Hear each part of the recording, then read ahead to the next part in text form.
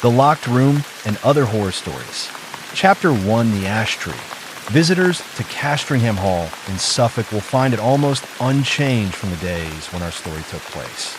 They can still see the beautiful old house with its gardens and lake. However, the one thing missing is the ash tree, which used to stand, proud and tall, in front of the house, its branches almost touching the walls. This story begins in 1690 with a strange, lonely old woman, Mrs. Mothersole, who was found guilty of being a witch.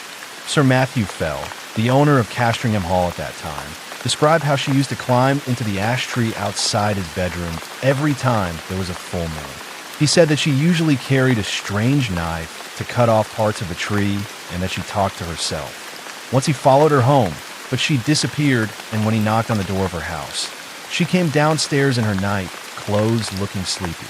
He and the villagers agreed that it was certain she did these things by magic, and so she was hanged. Before she died, she fought and shouted, and her last strange words were, "There will be guests at the hall." After the hanging, Sir Matthew felt uncomfortable and guilty, and he told his friend the vicar about his worries. He did the right thing. Sir Matthew were the wise words of the vicar. "I'm sure she was a dangerous woman." Sir Matthew felt happier. That evening, Sir Matthew and the vicar went for a walk in the gardens of Castringham Hall. It was the night of the full moon. As they were returning to the house, Sir Matthew pointed to the ash tree in great surprise. "What kind of animal is that running down the ash tree? It looks very strange." The vicar only saw the moving animal for a moment, but he thought that it had more than 4 legs. He shook his head. "Aye, what kind of animal is that running down the ash tree? It looks very strange. Must be tired," he thought to himself. After all, what animal has more than 4 legs? He said nothing to Sir Matthew, but just wished him good night. The next morning, Sir Matthew's servants were surprised not to find him downstairs at his usual time of 6 o'clock. When 7 o'clock and then 8 o'clock passed, they began to suspect that something was terribly wrong, and they went up to his bedroom. The door was locked.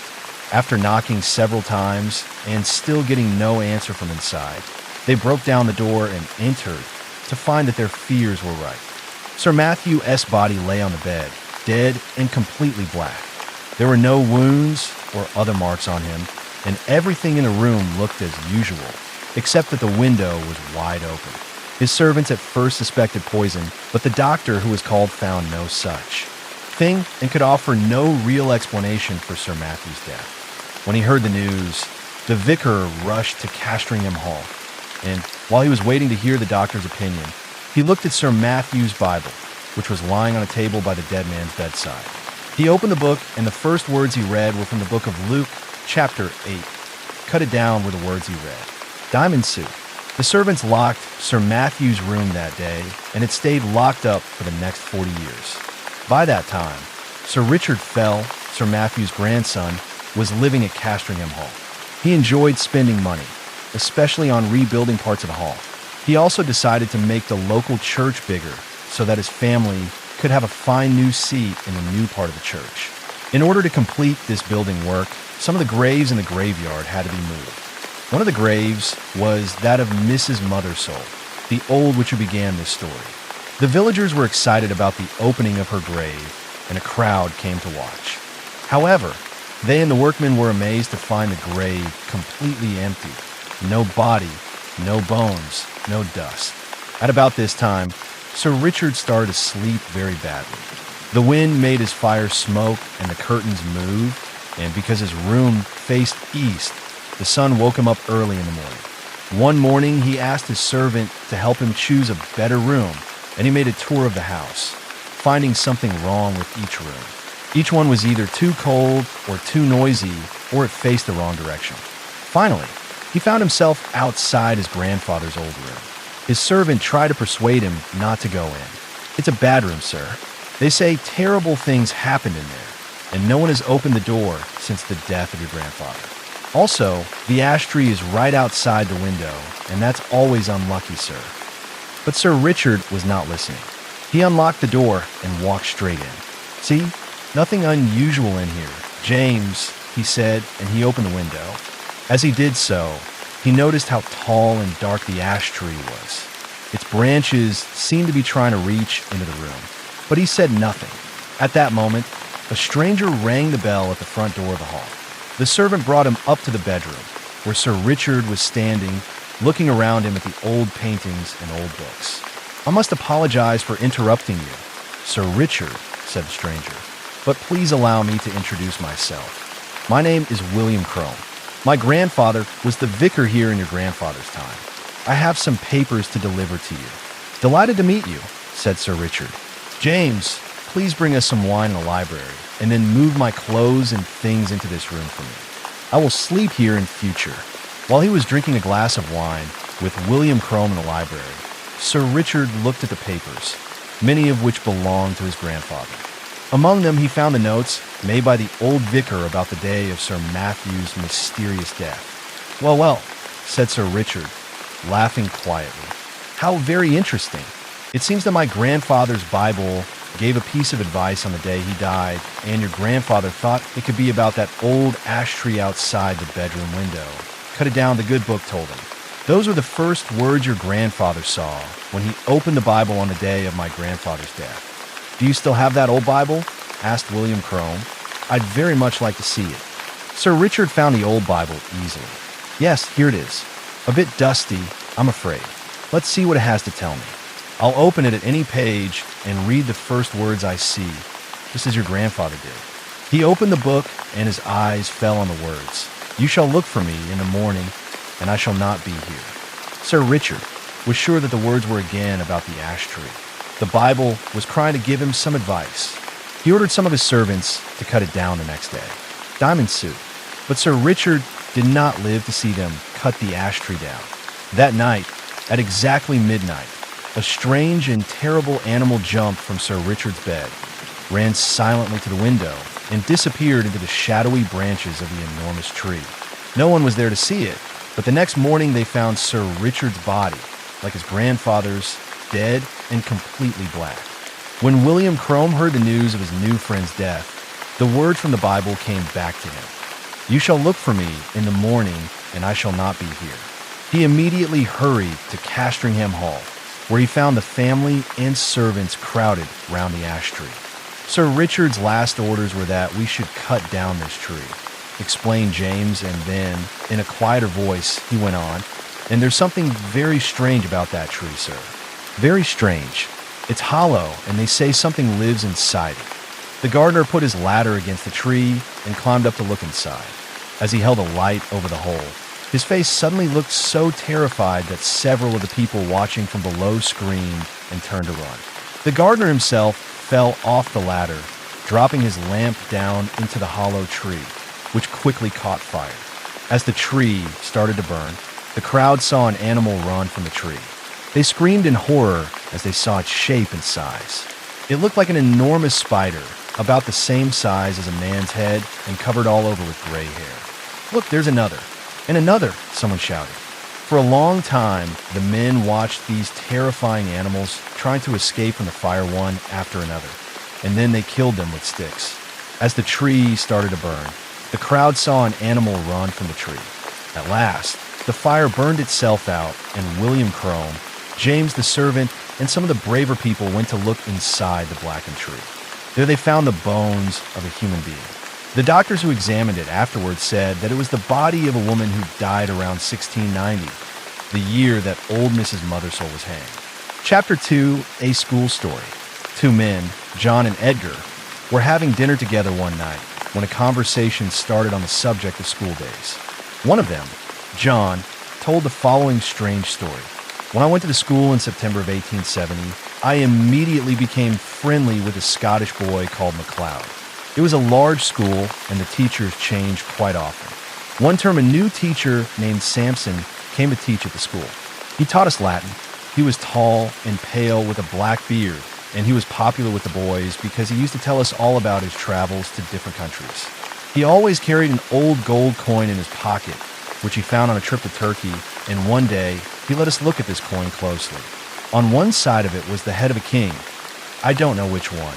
And on the other side of it were the letters GWS for Samson's name, and the date July 24th, 1865.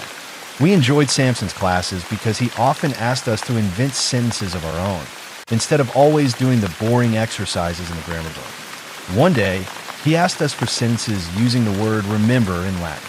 We all wrote our sentences in the usual way, and Samson came round to correct each of us. My friend McLeod seemed to be having some difficulty in thinking of sentence, and when the bell went for break, I saw him write something very quickly, just before Samson reached him. So McLeod's sentence was the last one that Samson corrected that day. I waited outside the classroom for what seemed a long time before my friend at last came out. I guess that he was in trouble for making a mistake. When he did come out, he was looking thoughtful. What happened? Was old Samson angry? I asked. No, my sentence was all right. I think. I wrote memento putii inter quatuor taxos, said McLeod. Well, what does all that mean? I asked. That's the funny thing, he explained.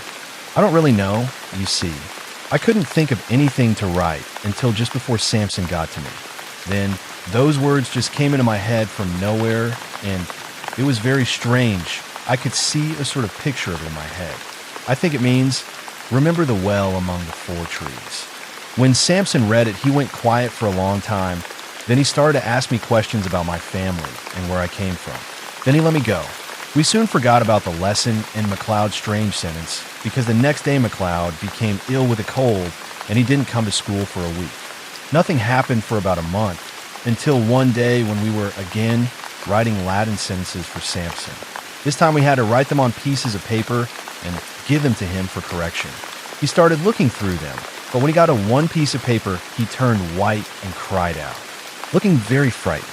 He got up and hurried out of the classroom, and we sat there for a long time, wondering what to do. Finally, I got up to have a look at the papers, and the first thing I noticed was that the top one was in reading.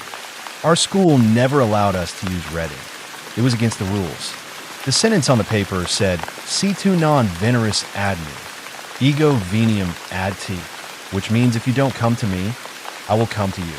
All the boys looked at it, and they all promised that the sentence was not theirs. To check, I counted the pieces of paper. There were 17 of them, but there were only 16 boys in the class.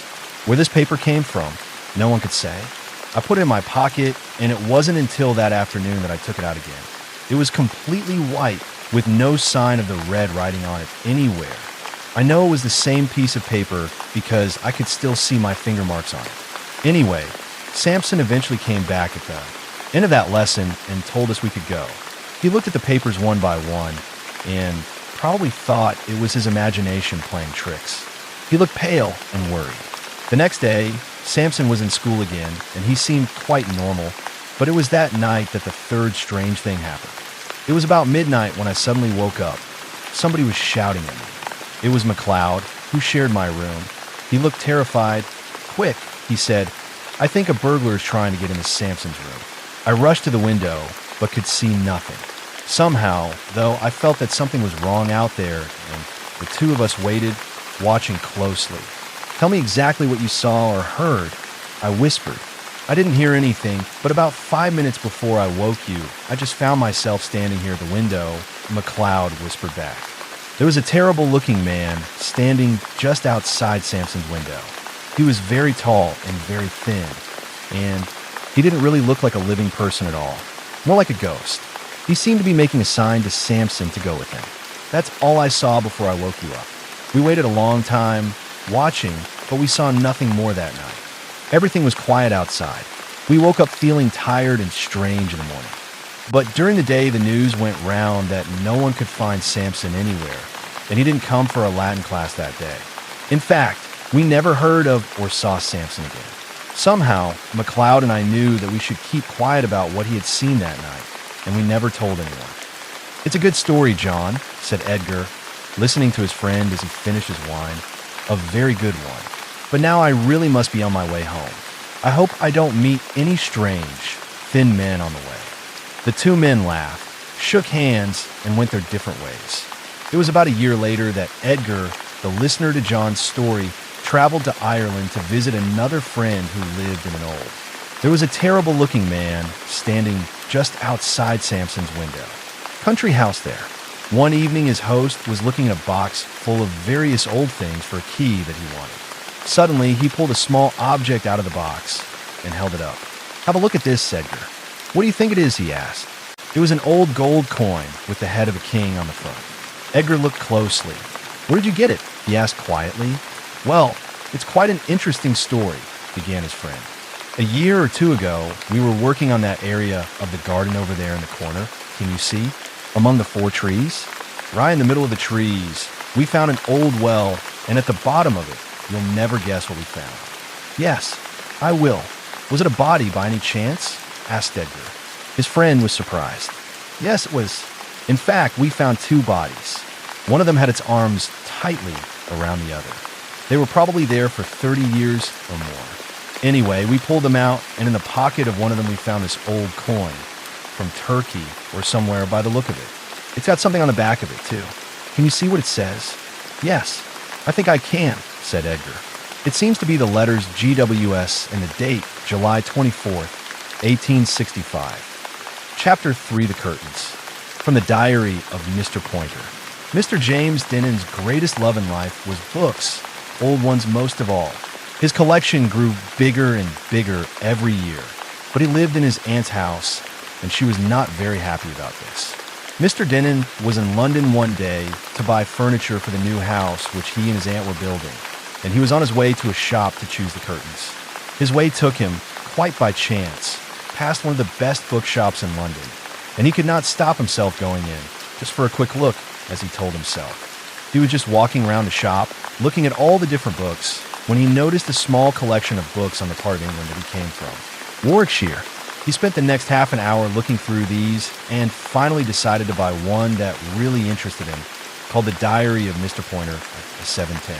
He paid for the book, and then, looking at his watch, he realized that he had very little time before his train back to Warwickshire left, and he had to rush to the station. He just caught the train. That night, his aunt questioned him about his trip to London and was very interested to hear about the furniture which was going to arrive soon. Her nephew described everything in detail, but still she was not satisfied. "And what about the curtains, James?" she asked.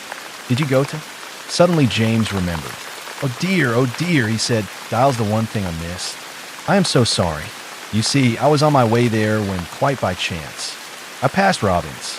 "Not Robbins the bookshop, I hope," cried his aunt. "Don't. Tell me you've bought more horrible old books, James." "Well, only one," he said, feeling a bit guilty, "and it's a very interesting one, a diary of someone who used to live not far from here." But he could see that his aunt was not really listening. "You can't go to London again before next Thursday," she was saying. "And really, James, until we decide on the curtains, there's nothing move we can do."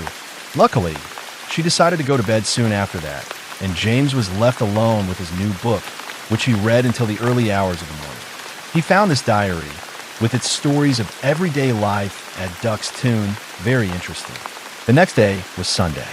After church, James and his aunt sat in the living room together. "Is this the old book that made you forget my curtains?" asked his aunt, picking it up. "Well, it doesn't look very good. The Diary of Mr. Pointer." "Huh." But she opened the book and looked at a few pages. Suddenly, much to his surprise, she began to show some interest. "Look at this, James," she said. "Isn't it lovely?" It was a small piece of paper pinned to one of the pages of the diary. On it was a beautiful drawing, made up of curving lines which somehow caught the eye. "Well, why don't we get a copy for the curtains if you like it so much?" he suggested, hoping that she would forgive him for his bad memory of the day before in London. His aunt agreed, and the very next day, James took the piece of paper to a company in the nearest town, who agreed to copy it and make it into curtains. About a month later, James was called in to inspect the work and was extremely pleased with the result. "Was it a difficult job?" he asked the manager. "Not too difficult, sir. But, to tell you the truth, the artist who did the work was very unhappy about it. He said there was something bad in the drawing, sir." James was thoughtful, but still he chose the color for the curtains and then returned home. James, though, did not want to go to bed immediately and sat in a chair by the fire in his room, reading. A few weeks later, the curtains were ready and a man came to hang them in several rooms of the new house, one of which was James's bedroom. That night he found that he could not stop looking at them, and although it was a still night, He was almost sure that the curtains were moving and that someone was watching him from behind them. He told himself that this was impossible and not to be so stupid. He explained to himself that the effect was caused by the curving lines on the curtains, which looked just like long, curling black hair. The next day, a friend of James's came to stay, and after dinner they sat up late, talking and laughing. At last they decided to go to bed, and James showed his friend to the guest room, which was just along from his own. James, though, did not want to go to bed immediately and sat in the chair by them. Fire in his room, reading, he fell asleep for a few minutes, and when he woke, he realized that something was in the room with him. Putting out his hand, he felt something covered in hair and thought it was his dog, who always followed him everywhere. "How did you get in here?" "I thought I left you downstairs," he said, looking down. To his horror, he found it was not his little dog, but something almost human. He jumped and screamed, and as he did, the face of the thing came up towards him. No eyes, no nose, no mouth. Only hair. He screamed again and rushed to the door, but was so frightened that he could not get it open. He felt the thing touch his back and start to tear at his shirt. At last, the door flew open and he rushed to his friend's room, terrified and breathing hard. The next morning, early, James went away to the seaside for a few days to try to forget about his horrible experience. He took with him the diary of Mr. Pointer. He wanted to read it again carefully to find out anything he could about the pattern pinned onto the page. When he turned to that part of the book, he found that there were several pieces of paper stuck one on top of the other. He carefully pulled off the first two and found this story, written by Mr. Pointer in 1707. Old Mr. Casbury of Acrington told me this day of young Sir Everard Charlet, at that time a student of University College. The young man drank too much and broke the law many times, but because he was from an important family, the university never did anything about it. He used to wear his hair very long and curling down his neck, and he wore unusual, colorful clothes. His behavior made his father very unhappy. One day, they found young Sir Everard dead in his room, with all his hair pulled out. No one could explain why or how he died, but the strangest telling was that the day after he died, the body disappeared completely, leaving only a pile of long, curling black hair on the floor of his room. His father kept some of this hair and had drawings made of it, part of which I have pinned to this page. This is the strange story behind the curtains. Before he returned home, James did and ordered his servants to take them all down and burn them. Chapter For the Flies. From an evening's entertainment. If you go to the end of the road, past Colin's house, on the left you will see a field with some old fruit trees in it. A little house used to be there where a man called Davis lived. He was a very quiet man who seemed to have enough money to live on. He didn't work on the farms, but he always went to town on market days. One day, a young man came back from market with him. The young man was pale and thin, and he didn't speak very much. He lived with Mr. Davis, and nobody knew if he helped with the housework or if Mr. Davis was his teacher. But people talked and wondered why they were always walking together, early and late, up in the hills and down in the woods. They suspected that the two men were playing with magic and were plotting something terrible. Once a month, when the moon was full, they went up to a place on the hill where there are piles of old stones and rocks, and they stayed up there all night. Someone once asked Mr. Davis why he went to such a dark, lonely place in the middle of the night. Mr. Davis smiled and replied, "I love old places. They remind me of the past, and the air is beautiful on a summer's night. You can see all the countryside for miles around in the moonlight." But Mr. Davis's young friend interrupted rudely. "We don't want other people near us. We just want to talk to each other." Mr. Davis seemed annoyed at his young friend's rudeness, and he politely explained, "People say that there are bodies under those old stones, the bodies of dead soldiers. I know farmers sometimes find old bones in pots when they are working in the field around here. I'd like to know more about how those people lived and who their gods were. I think they probably practiced magic." Then one morning in September, something terrible happened. A farm worker had to go up to the top of the hill, to the woods, very early when it was still dark. In the distance, he saw a shape that looked like a man in the early morning fog. As he came nearer, he saw that it was a man. It was Mr. Davis's friend, dead, hanging from a tree. Near his feet was a knife, covered in blood. The poor farm worker was terrified and ran back down the hill to the village. He woke up some of the villagers to tell them about the terrible sight, and some men went back up the hill with a horse to bring down the body. They also immediately sent a young boy to Mr. Davis's house to see if he was at home because, of course, they suspected that he was the murderer. When they cut down the young man's body from the tree, they were surprised to see the clothes he was wearing were all black, like the clothes that vicars used to wear many centuries ago. When a men's horse came near the tree and the dead young man, it screamed and tried to run away, but the men were able to hold it, and they finally got back to the village with the body across the terrified horse's back. In the village, they found the young boy standing in the main street with several women standing around him. He was as white as paper and would not say a word. When the men tried to move on towards Mr. Davis's house, the horse again became very frightened. It stopped in a road and would not move. Then suddenly it turned and tried to run, and the body of the dead young man fell off its back onto the road. The horse could smell blood. They carried the young man's body to Mr. Davis's house, and when they opened the door, they saw what the poor young boy had seen. There on the long kitchen table was the body of Mr. Davis. Tied round his eyes was a black handkerchief, and his hands were tied behind his back. His chest was cut open from top to bottom, and his heart was gone. It was an awful sight. The men ran outside for some fresh air. The smell of death in that room was so terrible. Later, they put the young man's body next to Mr. Davis's and they looked carefully around the house. Why were these two men dead? How did they die? In one of the cupboards, they found a small green bottle of strong medicine, often used to put people to sleep. I think that young man gave Mr. Davis some of this stuff to put him to sleep, one man suggested, looking at the bottle, and then killed him. Goodness knows why. Perhaps he needed Davis's heart for his magic. Then later, perhaps, he was sorry about murdering his friend and went up the hill and killed himself. Well, the villagers decided that the two dead men could not lie in the graveyard near the church. They never came to church, and they didn't believe in God, they said. They believed in unnatural things, in magic.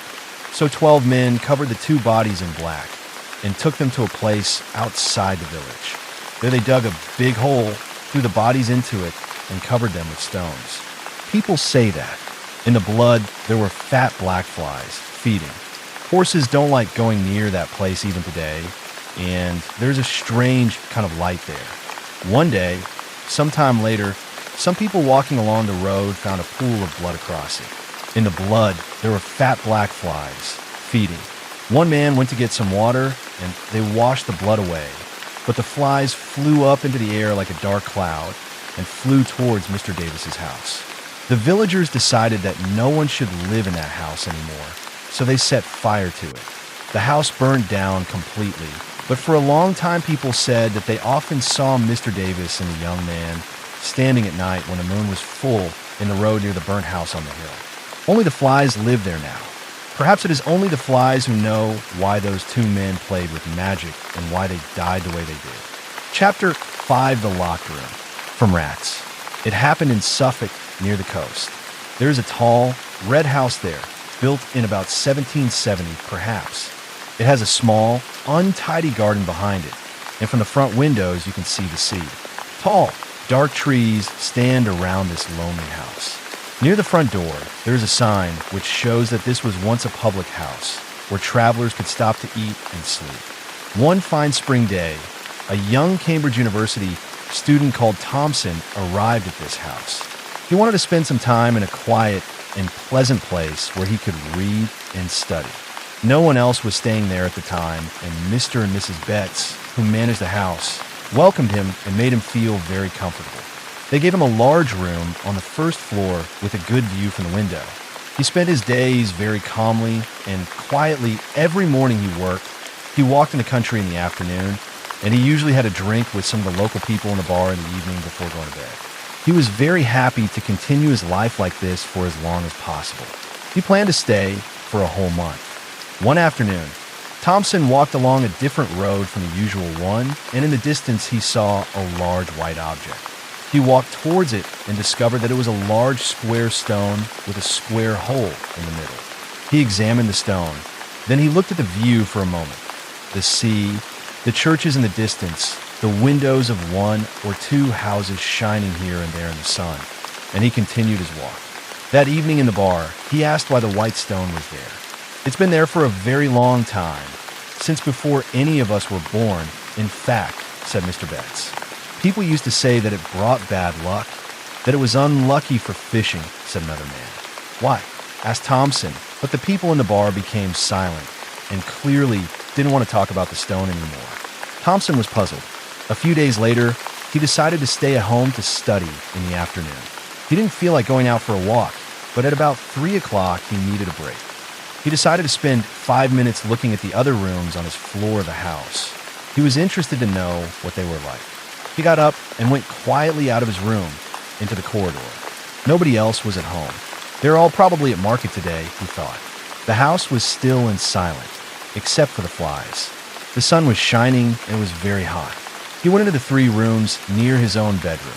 Each one was pretty and clean. Then he tried the door of the southwest room, but found that it was locked. This made Thompson want to know why it was locked and what was inside it, and he took the keys of all the other doors on the floor to try to open it. He finally succeeded. The door opened. He went in and looked around him. The room had 2 windows looking south and west, so it was very bright and hot. There were no carpets and no pictures, only a bed, alone in the corner. It was not a very interesting room, but suddenly, Thompson turned and ran out of the room, closing the door behind him noisily. Someone was in there, in the bed, he almost shouted. There were covers over the whole body on the bed, but it was not dead because it moved. He was not dreaming. Thompson knew. This was the middle of a bright, sunny day. After all, he didn't know what to do. First, of course, he had to lock the door again, but before he did this, he listened. Everything was silent inside the room. He put the key into the lock and turned it as quietly as he could, but he still made some noise. Suddenly, he stopped. Someone was walking towards the door. He turned and ran along the corridor to his room, closed the door, and locked it behind him as fast as he could. He waited and listened. Perhaps this person can walk through doors and walls? He whispered to himself. Nothing happened. Now what, he thought. His first idea was to leave the house as soon as he could, but if he changed his plans, Mr. and Mrs. Betts would know that something was wrong. Also, if they already knew about the person in the locked room, but they still lived in the house, then there was surely nothing for him to be afraid of. Maybe it would be better to stay and say nothing. This was the easiest thing to do. Thompson stayed there for another week, and although he never went near the door again, he often stopped in the corridor and listened, but there was only silence. He didn't ask anyone in the village about the locked room because he was too afraid, but near the end of the week, he started to think more and more about the person in the locked room, and he eventually decided to find out more before he left. He made a plan. He would leave on the 4 o'clock train the next day, and while the horse waited outside with his bags, he would go upstairs and take one last, quick look into the room. This is what happened. He paid Mr. Betts, put the bags on the horse, thanked Mrs. Betts, and said, "I'll just take a last look upstairs to be sure that I have all my things." He then ran up the stairs and opened the door to the room as quietly as possible. He almost laughed. It's not a real person at all. How silly of me. It's just a pile of old clothes, he thought. He turned to go, but suddenly something moved behind him.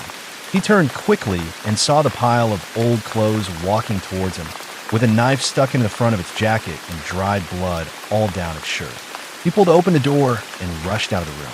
He turned to go, but suddenly something moved behind him and down the stairs. Then he fell, and everything went black. When he opened his eyes, Mr. Betts was standing over him with a strong drink in a glass. He looked annoyed. "You shouldn't have done that, Mr. Thompson, sir. It was a stupid thing to do after we've been so good to you. Why did you want to look in that room? Nobody will want to stay in this house anymore if you tell people what you've seen," he said. "I'm sorry. I just wanted to know. That's all," said Thompson. "I won't tell anyone, I promise." So, before he left, Mr. and Mrs. Betts told him what they knew. People say that a rich gentleman lived here a long time ago. One evening, he was out walking in the village when a group of men attacked him. They wanted to steal his money. They held him down on that big, white stone which you saw when you were out walking the other day, and they killed him with a knife. Then they threw his body into the sea. Later, some people from the village moved the stone away from the village. They said the fish along this part of the coast would not come anywhere near it. The fishermen were not catching anything, you see. The people who lived in this house before us told us to lock that bedroom, but to leave the bed in it, because the gentleman's ghost might want to come back and sleep in the house again. You're the first person to see him since we've been here. He's never been a problem to us. But please don't tell anyone, they repeated. We don't want people talking about ghosts in this house. For many years, Thompson didn't say a word to anyone about what happened in the Betts' house in Suffolk, and I only know his story because years later, when he came to stay with my family, I was the person who showed him to his bedroom. When we reached the bedroom door, he opened it very loudly and stopped outside. He stood there for a minute and carefully inspected every corner of the room before he went in. Then he remembered that I was standing there and said, "Oh, I'm sorry, my dear, but something very odd happened to me once." And he told me the story I have just told you. Chapter 6, The Painting of Angley Hall. From the Mezzotint, Mr. S. Williams was a collector of paintings, and his special interest was pictures of old English country houses, English churches, and country towns. One day, he received a price list from Mr. Britnall's shop, where he often bought paintings. With the list was a note from Mr. Britnall himself, saying that he thought painting number 978 might interest Mr. Williams. Although the price seemed rather high, the description of number 978 made Mr. Williams keen to see it. He decided to order it once. The painting arrived a few days later, and Mr. Williams tore off the paper, feeling quite excited. What he found was an ordinary picture of a large country house from the century before. The house had 3 rows of windows. There were tall trees on either side and a garden in front. The letters AWF were in a corner of the painting, probably for the name of the artist. On the back of the picture was a piece of paper torn in half with the words Angley Hall, Sex on it. He could not see anything very special about the picture and could not understand why Mr. Britnall thought he would like it or why the price was so high. He decided to send it back to the shop the next day. That evening, a good friend, John Garwood, came to Williams's house and noticed the painting. A new one. Williams? I rather like it. The light is very good, and I rather like this person at the front, he said. A person, said Williams, coming closer. Oh yes, so there is. I didn't notice it before. Only the head of the person could be seen. It was impossible to say whether it was a man or a woman, but it was standing under the dark trees at one side of the picture, looking at the house. And I suppose the light is quite good. Williams went on. I still feel it's a bit expensive, though. I was going to send it back tomorrow. Soon afterwards, the 2 men went out to dinner with some of their friends from the university, and later Williams invited some of them back to his house for a drink. One of them, who was also interested in art, noticed the new painting. Quite interesting, he said, but don't you find it rather horrible, Williams? The light is good, but that person standing in front of the house is rather frightening. Williams was too busy pouring drinks to look at the painting just then, but later, on his way to bed, he looked at it again and was amazed to see that the person in the picture was now right in front of the house, not to one side of the trees. The person seemed to be on their hands and knees, moving toward the house. He or she looked extremely thin and was dressed all in black, except for a white cross on the back. Am I going mad? Williams asked himself. He decided to lock the picture in a cupboard, but did not want to go straight to bed. I'll write down everything that has happened to the picture since it arrived here. Then in the morning I won't think this is all a dream, he thought to himself. And that is what he did. He found it very difficult to sleep that night. And the next morning he decided to ask another friend, Nisbet, to come and look at the painting. I want you to tell me exactly what you see in the picture, in detail, he said to Nisbet, showing him the painting. I'll explain why afterwards. Well, I could see a country house, English, I think, by moonlight, began Nisbet. Moonlight, interrupted Williams. Are you sure? There was no moon there when I first got it. Nisbet looked at his friend strangely. Shall I continue? The house has 3 rows of windows. The persons seem to be on their hands and knees, moving towards the house. But what about people? Interrupted Williams again. No one all, said Nisbet. But what is all this about? Williams. I'll explain in a moment, answered Williams. Can you see anything more? 1. Well, let me see. The only other interesting detail is that one of the windows on the ground floor is open, said Nisbet. My goodness, Williams shouted. It's inside the house now. He rushed across the room to see for himself.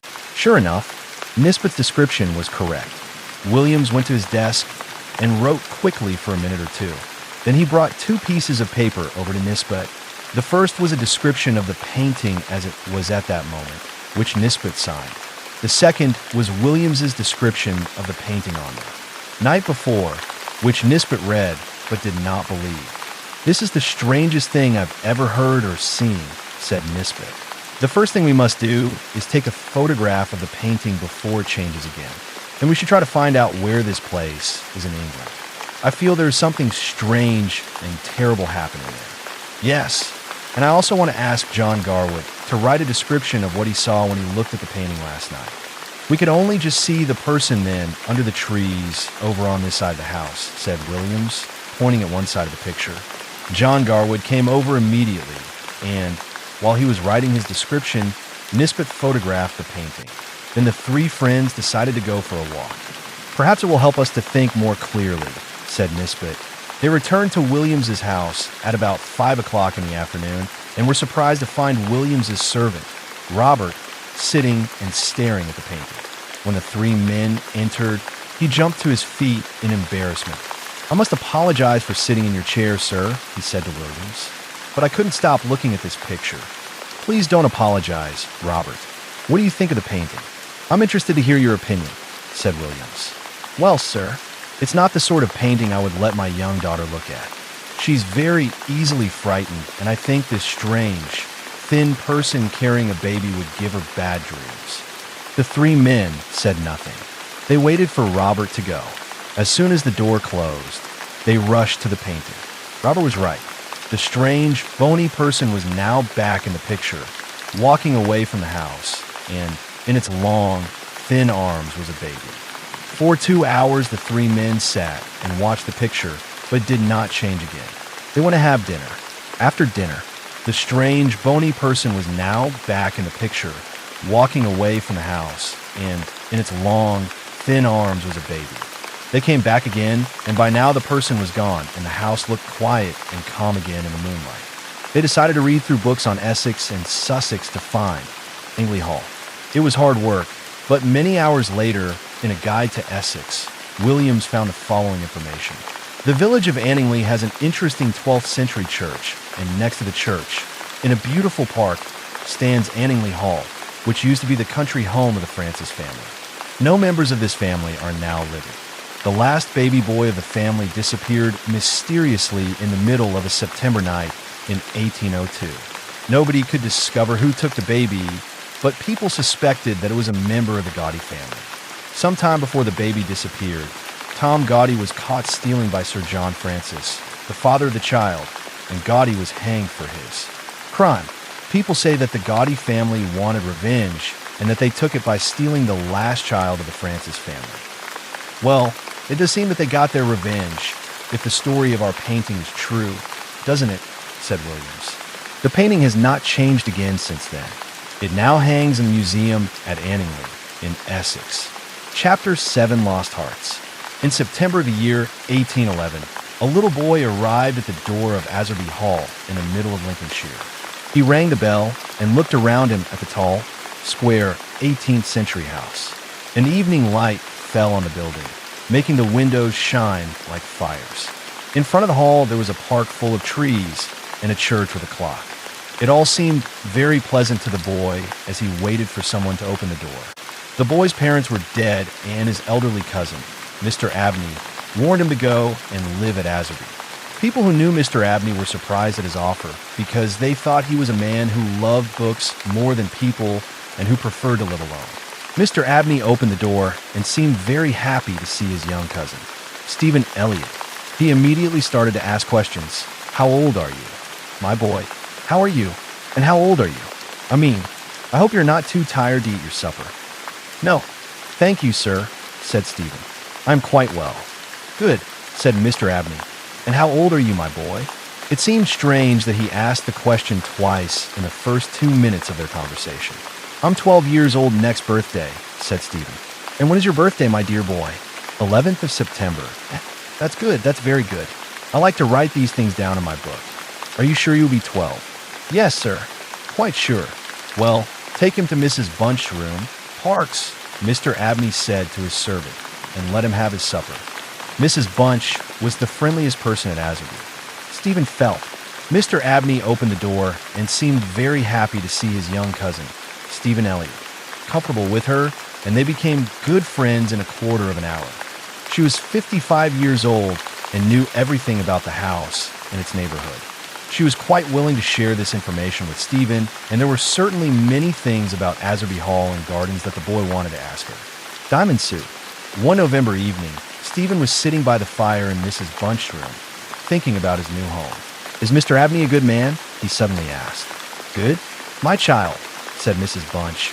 He's the kindest man I've ever known. Haven't I told you about the little boy he brought here from the street 7 years ago, and the little girl 2 years after I started working here? No.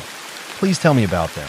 Mrs. Bunch, said Stephen. Well, she began, I don't remember much about the little girl.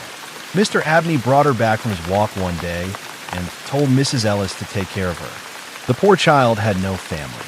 She lived with us for about 3 weeks, and then one morning she got up while everyone was still asleep and left the house. I've never seen her again. Mr. Abney looked everywhere, but she never came back. She was a very silent child, but she helped me a lot, and I loved her very much. And what about the little boy? Asked Stephen. Ah, that poor boy, said Mrs. Bunch. He came here one winter day, playing his music, and Mr. Abney asked him lots of questions, such as, where do you come from? How old are you? Where are your family? He was very kind to the boy, but the same thing happened. He just disappeared. That night, Stephen had a strange dream. Near his bedroom at the top of the house, there was an old bathroom, which nobody used. The top of the door was made of glass, and it was possible to look in and see the bath. In his dream, Stephen looked through the glass and saw a body in the bath, a very thin, dusty body with a sad smile and the hands pressed over the heart. As Stephen looked, a terrible cry came from the lips, and the arms began to move. Stephen was extremely frightened and woke up suddenly. He found that he really was standing on the cold floor near the bathroom. Bravely, he looked through the glass again to see if the body was really there or was not. He went back to bed. When they heard about Stephen's experience, Mrs. Bunch and Mr. Abney were very interested, and Mrs. Bunch put a new curtain over the glass door of the bathroom. Mr. Abney said he would write about Stephen's dream in his book, Diamond Suit. It was nearly spring when 2 more strange things happened. The first was that Stephen passed another very uneasy night, and the next day, he saw Mrs. Bunch mending his nightshirt. She seemed rather angry with him, and asked, how did you manage to tear your nightshirt so badly? It'll take me a long time to mend it. Stephen looked and saw that there were some cuts in the shirt, a few inches long. I don't remember how it happened, he said. I don't remember anything, but they're just the same as the scratches on the outside of my bedroom door. Mrs. Bunch looked at him, her mouth open, and then ran upstairs to see. Well, she said when she returned, it's very strange. I wonder how those scratches appeared. They're too high for a dog, a cat, or a rat to make. Don't say anything to Mr. Abney, but remember to lock your door when you go to bed tonight. Oh, I always do, replied Stephen. The next evening, the second strange thing happened. Mr. Parks, the servant, visited Stephen and Mrs. Bunch in Mrs. Bunch's room. He did not often come to see them there. When he came in, he didn't at first notice that Stephen was there. He seemed very nervous and uneasy. Mr. Abney will have to get his own wine if he wants a drink in the evenings, he said. If I can't go down and get it in the daytime, I won't go at all. There's something very strange down there under the house. You know, maybe it's the wind or maybe it's rats, but I don't think so, and I don't like it. Don't talk like that, answered Mrs. Bunch. You will frighten young Stephen. Mr. Parks suddenly noticed Stephen for the first time and quickly said, with a nervous laugh, oh, I was only joking, you know. But Stephen knew that it wasn't a joke, and he was worried. He asked a lot of questions, but Mr. Parks refused to tell him any more about the noises under the house. Diamond Suit. It was now March 24th, 1812, a strange day, windy and noisy. Stephen stood in the garden and as if it was full of ghosts, People he couldn't see who were flying in the wind and trying to contact living people in the real world.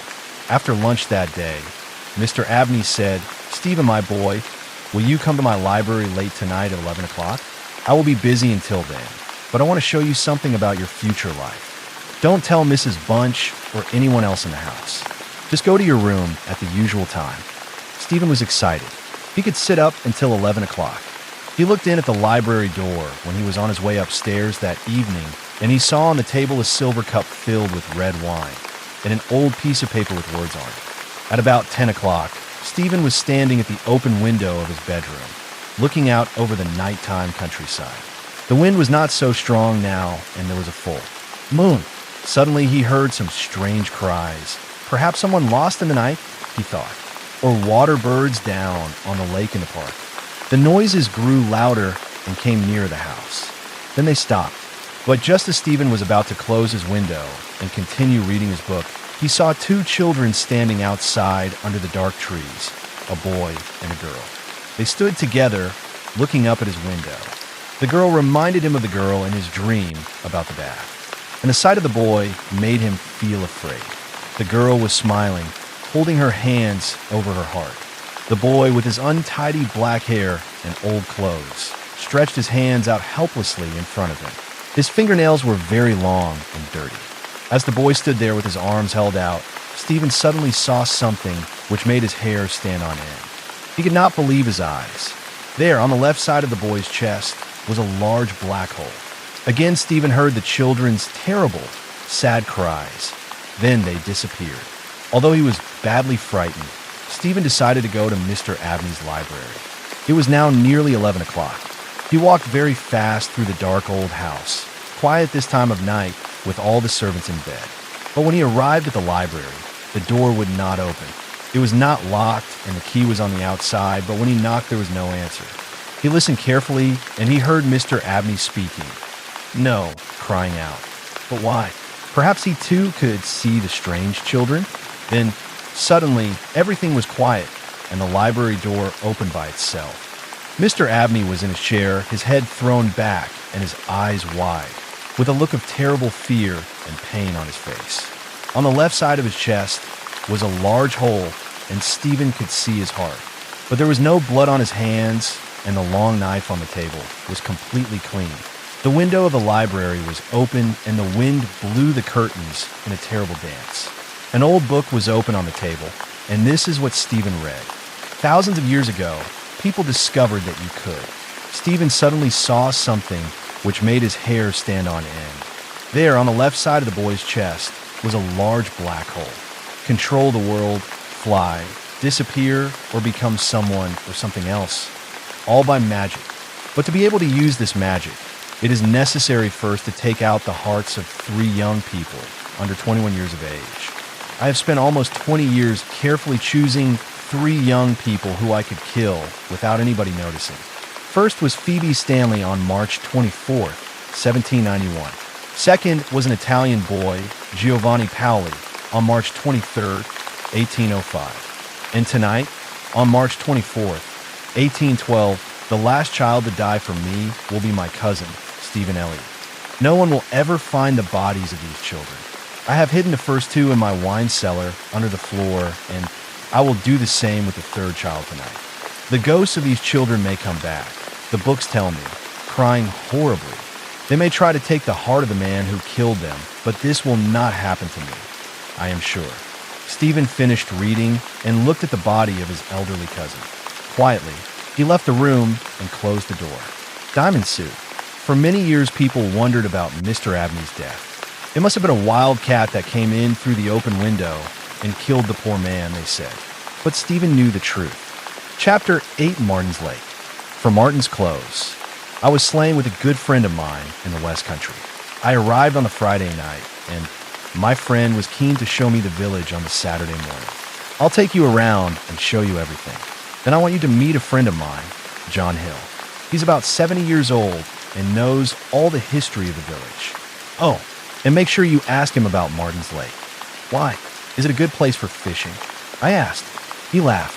"Well, no, there's no water in it now. But let old John tell you the story. I'm sure you'll enjoy it," said my friend. The next day, after a tour of the village, we went to old John Hill's house for tea. We persuaded the old man to tell us the story of the lake. It was the Christmas of 1683, and a young gentleman, George Martin, returned from Cambridge University to the village. He was a popular young man and used to ride his horse long distances to visit his friends in the neighborhood. One night, it was snowing hard, so instead of riding all the way to his house outside the village, he decided to stay at the small hotel here. As it was Christmas, there was music and dancing in the hotel, and all the young men and women were dancing together, except one. Her name was Clark, and she worked at the hotel. She was an innocent young girl, not very intelligent. In fact, people used to laugh at her behind her back, and, of course, none of the young men wanted to dance with her. But George Martin, the young gentleman, took pity on her and asked her to dance. The band were playing an old song called "Lady, Will You Walk, Will You Talk With Me?" Everyone saw how happy the poor girl was to have someone to dance with. Her face lit up with a smile. After that night, the young gentleman came to the hotel every week. When he arrived on his horse, he used to sing that song, and Clark used to rush out to meet him as soon as she heard it. The two often went for walks together by the lake, and some people say they saw them kiss. This went on for a few months until George Martin's parents found a wife for him. She was a beautiful, rich young woman and from a very good family. Everyone said how lucky George Martin was, but then it all went wrong. The young woman heard about Clark and was angry that a gentleman like him went about with an ordinary country girl. She refused to marry him. He, of course, regretted ever meeting and was very angry to lose such a beautiful young wife. People say that the next time he saw and they argued and he hit her. A week later, they were seen together again. He said a few words to her and then rode off. They say she looked very happy all that day, but not long after, she disappeared completely. No one could find her anywhere. Some weeks later, George Martin came into the hotel again, went into the bar, and asked for a drink. A young woman called Sarah, a friend of Clark's, served him. "Are you looking for her aunt, sir?" she asked, because no one has seen her for weeks. He answered angrily that, no, he was not looking for her, and he sat alone, drinking his beer. Sarah started to wash some glasses and, without thinking, began to sing the song, "Lady, will you walk, will you talk with me?" The young gentleman's face turned pale, and he told her to stop singing immediately. She stopped immediately, of course, but then suddenly she heard Ann's voice outside the door, continuing the song. "It's Ann, she's back," Sarah cried and ran towards the door. "Stop!" shouted George Martin, but it was too late. The door opened and a strong, cold wind blew out all the lamps, leaving the room completely dark. Sarah heard someone walk across the floor, and the door of the big cupboard opened and shut. When she lit the lamps again, she saw something that looked like the bottom of a woman's dress caught under the cupboard door. Sarah was frightened and asked one of the men in the bar to open the cupboard. As the man pulled open the cupboard door, George Martin screamed and ran out of the bar into the street. Out of the cupboard came a small human shape, dressed in clothes that looked wet. No one saw its face, but everyone felt a freezing wind as it passed through the bar and into the darkness outside. The next person to see George Martin was a young boy who was coming home from fishing at the lake. He said he saw the young gentleman running towards the water, looking very frightened. He broke a branch off a tree and started to feel around in the water with it. After some minutes, the branch hit something and a strange sound like a scream came from deep in the lake. George Martin covered his cars with his hands and started to scream also. As he did, the boy saw a human shape come out of the water and chase the young gentleman away into the trees. The boy ran and called the police. They found the body of Clark at the bottom of the lake, and under a tree was George Martin's knife, covered in blood. He was guilty of murder, of course, and they hanged him 5 weeks later. After that, everyone knew it as Martin's Lake, although it's dry now. And do you know, said old John Hill, that even now no one will sing that song in this village. People say it's unlucky. Sarah was frightened and asked one of the men in the bar to open the cupboard. Chapter 9, The Two Cousins. From the tractate Middith. One autumn afternoon, an elderly man entered a library, showing a card with his name on it Mr. John Eldred, and asked if he could borrow a book. The name of the book I want is the Tractate Mitteth. It's number 11334, I believe, he said. But I don't know this library at all. Would someone be able to go and find it for me? A young man who worked there, Mr. Garrett, was passing and he answered, "Of course, I'll go and find it for you immediately, sir." Mr. Eldred sat down on a chair near the door to wait. When Mr. Garrett returned, he had to apologize for failing to find the book. "I'm very sorry, Mr. Eldred, but someone has already borrowed that hook." "Are you sure?" replied Mr. Eldred. "Yes, sir," said Garrett. "But if you wait a moment, you'll probably meet the man who has taken it as he leaves the library. I didn't see him very well, but I think he was an elderly man, quite short, wearing a black coat." "It's all right," said Mr. Eldred. "I won't wait now. Thank you. I have to go, but I'll come back again tomorrow, and perhaps you can find out who has the book?" "Of course," replied Garrett, and Eldred left the library quickly. Garrett thought, "I'll just go back to that room and see if I can find the old man. I'll ask him if he can wait a few days for the book, and then I'll give it to Mr. Eldred tomorrow." So he went back to the same room, and when he got there, the book, the Tractate Mitteth, was back in the right place. Garrett felt very bad. "Mr. Eldred hasn't got the book he wants," he said to himself, "because I didn't see it. I'll wait for him tomorrow and give him the book myself." The next morning, he was waiting for Mr. Eldred. "I'm very sorry," he said when Eldred came in, "but I was sure that the old man took the book away with him. If you'll wait for a moment, I'll run and get it for you now."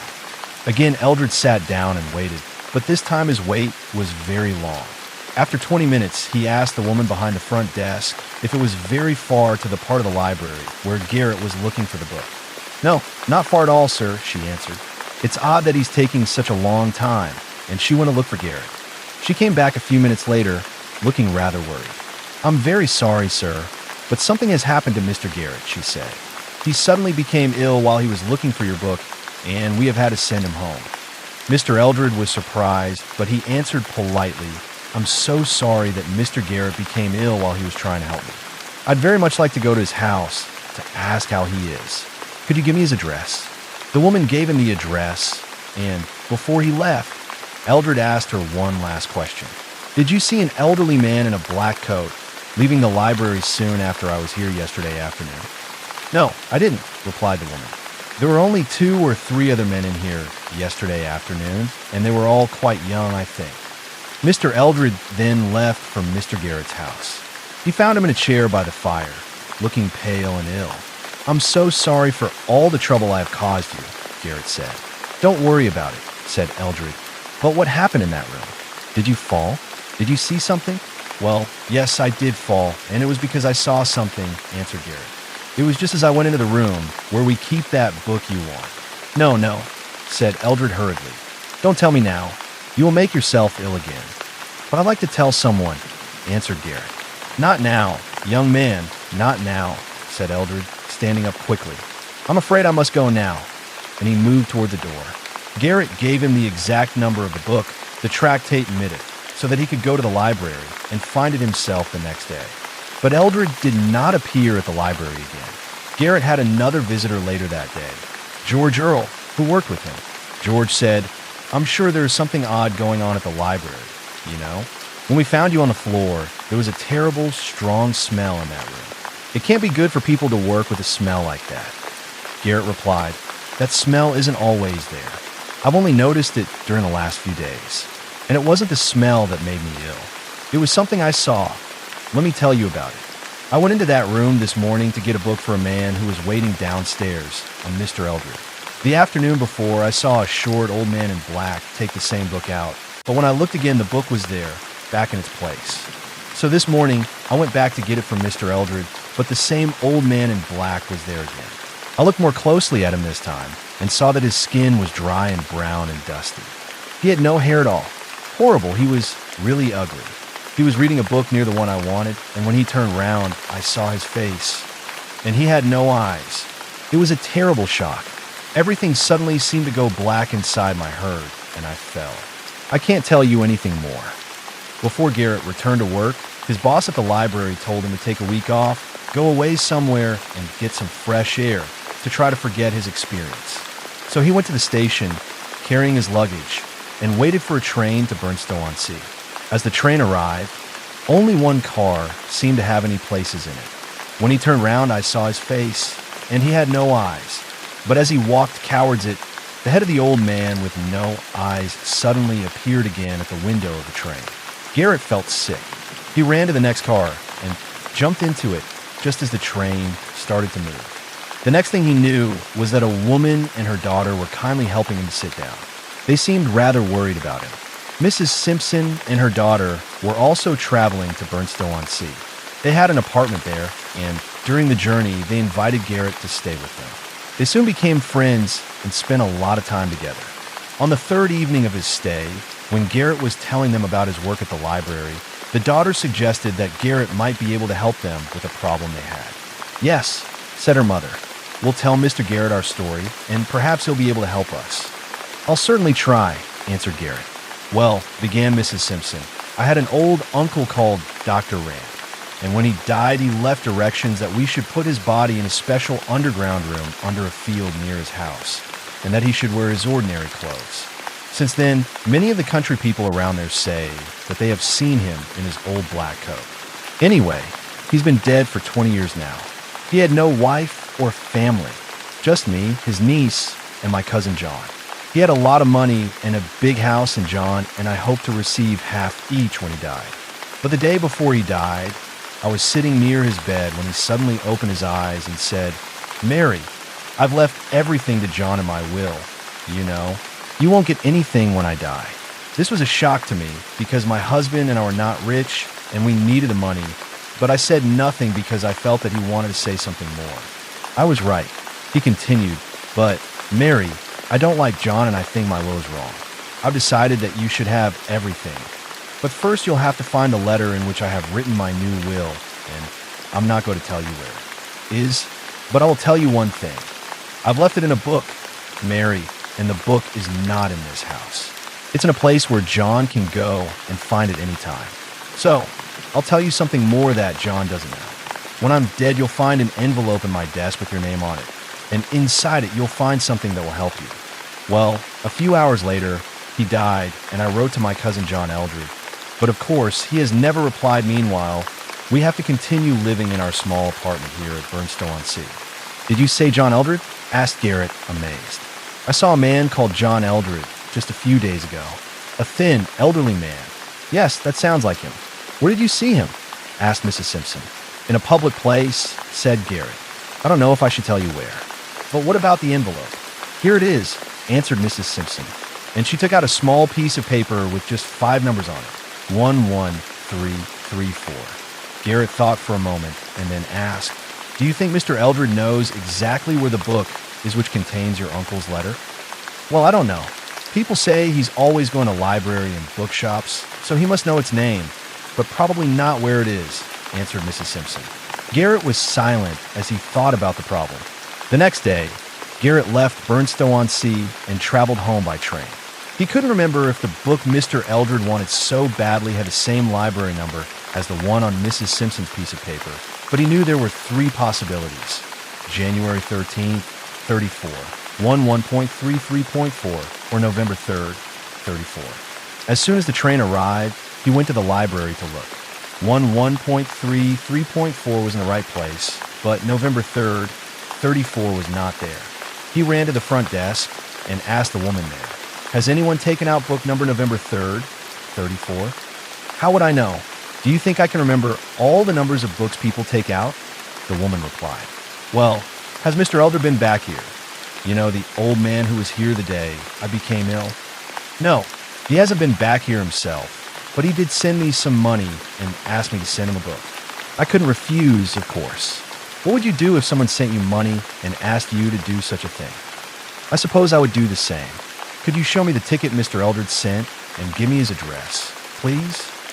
"Here's the ticket," said the woman. "The book is number November 3rd, 34. Isn't it the number you just said you wanted?" "I'm afraid I didn't keep the address." "When did you send the book?" asked Garrett. "At 10:30 this morning." "Good. It's only 1 o'clock now," he thought. "But how could he get the address?" He thought quickly and then remembered that John Eldred was living in his uncle's house. The house that Mrs. Simpson and her daughter knew was really theirs. And if the dead uncle gave the book with that letter inside it to this library, then it must be on our list. And I know that he died about 20 years ago. Thought Garrett so. He found the list and turned back to 1870. There it was, August 14th, 1875, the tractate minute, given by Dr. J. Grant of Bretfield House. Garrett looked for Bretfield House on a map. It was about a 2-hour train journey away, he found. He left immediately for the station and caught the train, thinking all the time about what he was going to say to Mr. Eldred about the book and about why he wanted to take it back with him. When he arrived at Bretfield Station, he started walking quickly towards the house, hoping that he would arrive there before the book did. Suddenly, Garrett saw a taxi with 2 men in it, just leaving the station, going in the same direction as he was. He recognized. He was just about to tear a page from the book when suddenly something small and dark ran out from behind a tree. John Eldred and thought to himself, he's been to the station to collect the book which the library sent him this morning. He stopped and looked towards the taxi. Eldred was getting out of it, and the driver was moving away slowly up the road. Eldred followed it on foot. As he walked, something fell from his pocket, a box of matches. He continued walking. It was getting dark. The light was going now. Eldred was walking slowly, but Garrett could see that he was turning the pages of the book, looking for something. He then stopped and felt in all his pockets. He looked annoyed when he found that the box of matches was not there. He was just about to tear a page from the book when suddenly something small and dark ran out from behind a tree. 2 strong black arms caught him round the head and neck. There was no sound. Eldred fought wildly, but silently with his arms and legs. Then it was over. Eldred lay there alone on the road. Garrett shouted and started to run towards the body. Another man who was working in a field near the road ran over to help, but Eldred was already dead. Later, the police and the lawyers asked Garrett many questions, but he could only repeat, someone attacked Mr. Eldred just as he was going to tear a page from his book. They soon found, of course, that on the same page there was a lot of writing by old Dr. Rand, which said that his house and all his money really belonged to Mrs. Mary Simpson and not to John Eldred. And it is not very difficult to imagine how William Garrett was soon able to leave his job at the library to become the next owner of Bretfield House, with his wife, Mrs. Simpson's daughter. Story 1. The Echoing Whispers.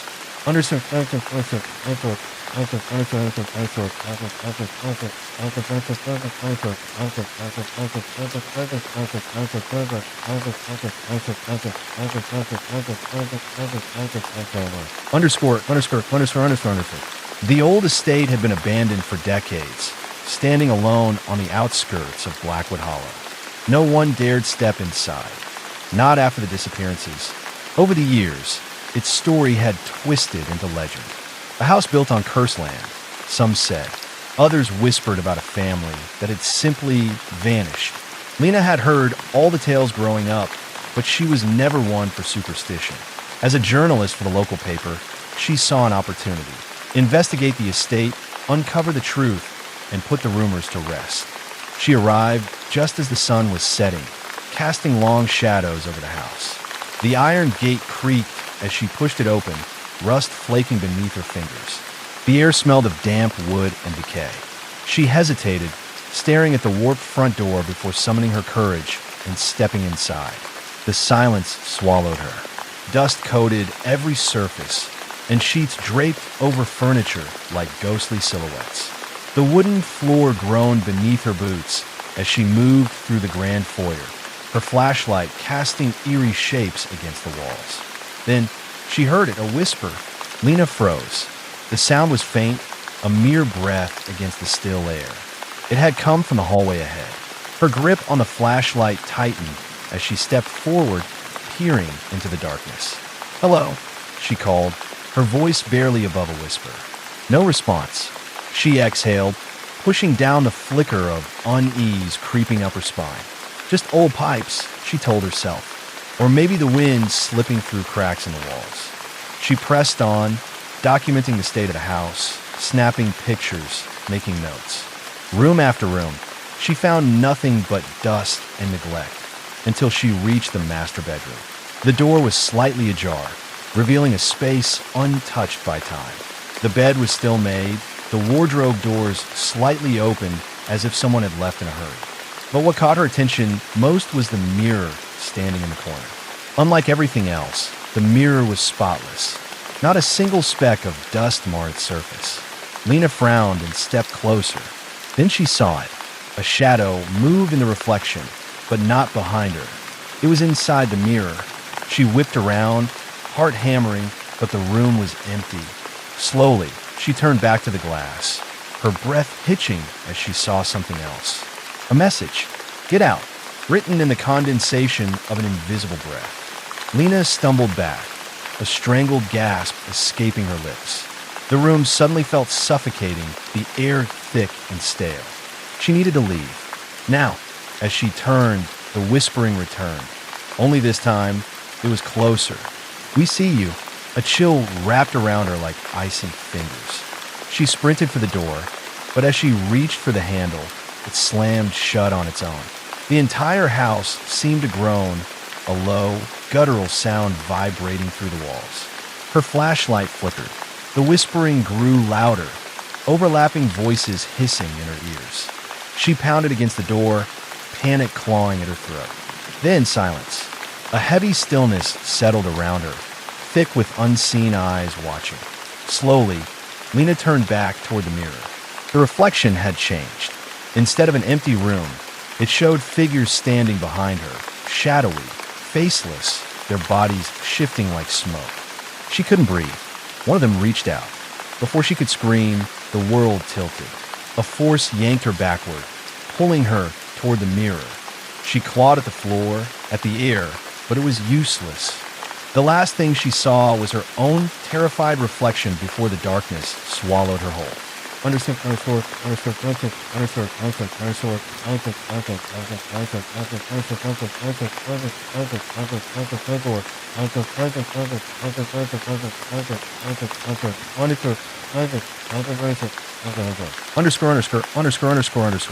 Days later, the townspeople noticed something odd. The old estate's door was open, swinging gently in the wind. A local officer went to investigate. Inside, everything was still and undisturbed, except for the master bedroom. The mirror stood gleaming in the dim light, untouched by dust. And when he looked closer, he saw something that made his blood run cold. A handprint, pressed inside the glass.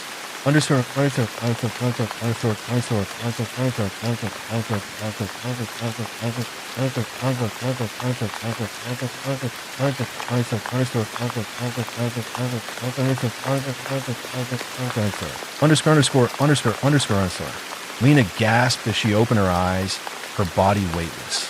She was standing in a dimly lit space, endless, stretching in all directions. The walls shimmered like liquid glass, reflections moving with distorted, unnatural fluidity. The figures surrounded her. Dozens, maybe hundreds, twisted shadows with empty faces. They didn't move, but she could feel their gaze, piercing, watching. The whispers were no longer faint but loud, insistent, overlapping in chaotic murmurs. She turned, searching for a way out, but there was none. Only reflections. Then, in one of them, she saw something terrifying. Herself. But not the way she felt. Not scared. Not panicked. The reflection of Lena was smiling. A slow, knowing grin that sent a new kind of horror creeping through her veins. "No," she whispered. Her reflection raised a hand and pressed it to the glass. A heartbeat later, the glass shattered. Lena staggered back as her reflection stepped out, identical in every way, but with lifeless, hollow eyes. The doppelganger tilted its head, examining her with eerie curiosity. Then, without a word, it turned and walked away, back in her world. Lena lunged forward, screaming, banging against the mirror surface. "No, come back. You can't." But the glass had sealed shut. She was trapped. The shadowed figures moved closer. The whispers crescendoed into a deafening roar.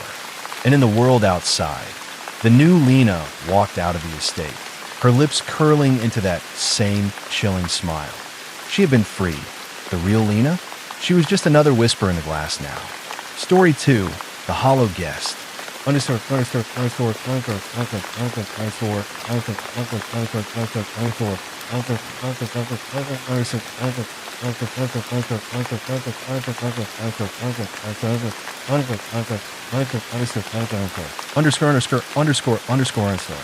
The cabin in the woods had been abandoned for years, but the price was too good for Mark and Lisa to pass up.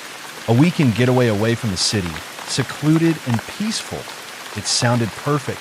Lisa had found the listing online. The owner, an elderly man named Mr. Garvey, had warned them about strange noises. The house remembers, he had said cryptically before handing them the keys. They had laughed it off, thinking it was just the ramblings of an old man. By the time they arrived, the sun was setting behind the trees. The cabin was rustic but cozy, with old wooden beams and a fireplace that crackled to life as Mark lit it. Not bad, right? Mark said, wrapping an arm around Lisa's shoulders. She nodded, though something about the place made her uneasy. The air inside was thick, the kind of stillness that listened. That first night, they heard the tapping. It started softly, barely noticeable. A rhythmic sound like fingers drumming against wood. Lisa sat up in bed. Did you hear that? Mark groaned, pulling the blanket over his head. Probably a branch against the window. Go back to sleep. But Lisa couldn't. The tapping continued, always in sets of 3. Tap, tap, tap. Then silence. By morning, she convinced herself it had been her imagination, until they found the footprints. The porch, which had been clear the night before, was covered in a trail of bare, wet footprints leading from the forest to their front door. Maybe some animal? Mark suggested, though his voice was uncertain. An animal with human feet? Lisa shot back. They checked the cabin's exterior, but there was nothing. No signs of a break-in, no disturbed ground. Just those chilling footprints that stopped right at the door. That night, the tapping came again. Lisa stayed awake, gripping the blankets, her heart pounding. The sound moved this time from the window to the wall, from the wall to the ceiling. Then came the whispering, soft, unintelligible murmurs that seeped through the walls, curling into their ears like a distant memory trying to surface. Mark woke with a start, sitting up. What the hell is that? I told you something's wrong, Lisa hissed. Mark grabbed his flashlight and got out of bed. He checked the hallway, the kitchen, even the front porch. Nothing. But when he turned back toward the bedroom, his blood ran cold. Lisa was standing in the hallway, except she wasn't in bed anymore. The woman in the doorway looked like Lisa, but something was off. Her head tilted at an unnatural angle. Her lips moved soundlessly, forming words that never came. Lisa, Mark whispered. The figure grinned. A deep, unsettling grin that split her face too wide, her eyes reflecting no light. The real Lisa screamed from the bedroom. Mark turned and ran, slamming the door behind him. Lisa was curled in the corner of the bed, eyes wide with terror. It was you, she choked out. Mark's face paled. No, it wasn't me. It wasn't you either. The whispering grew louder. The tapping became pounding. Something outside the cabin wanted in. And then the front door creaked open on its own. A shadow slipped inside. Story 4. The Watcher in the Fog.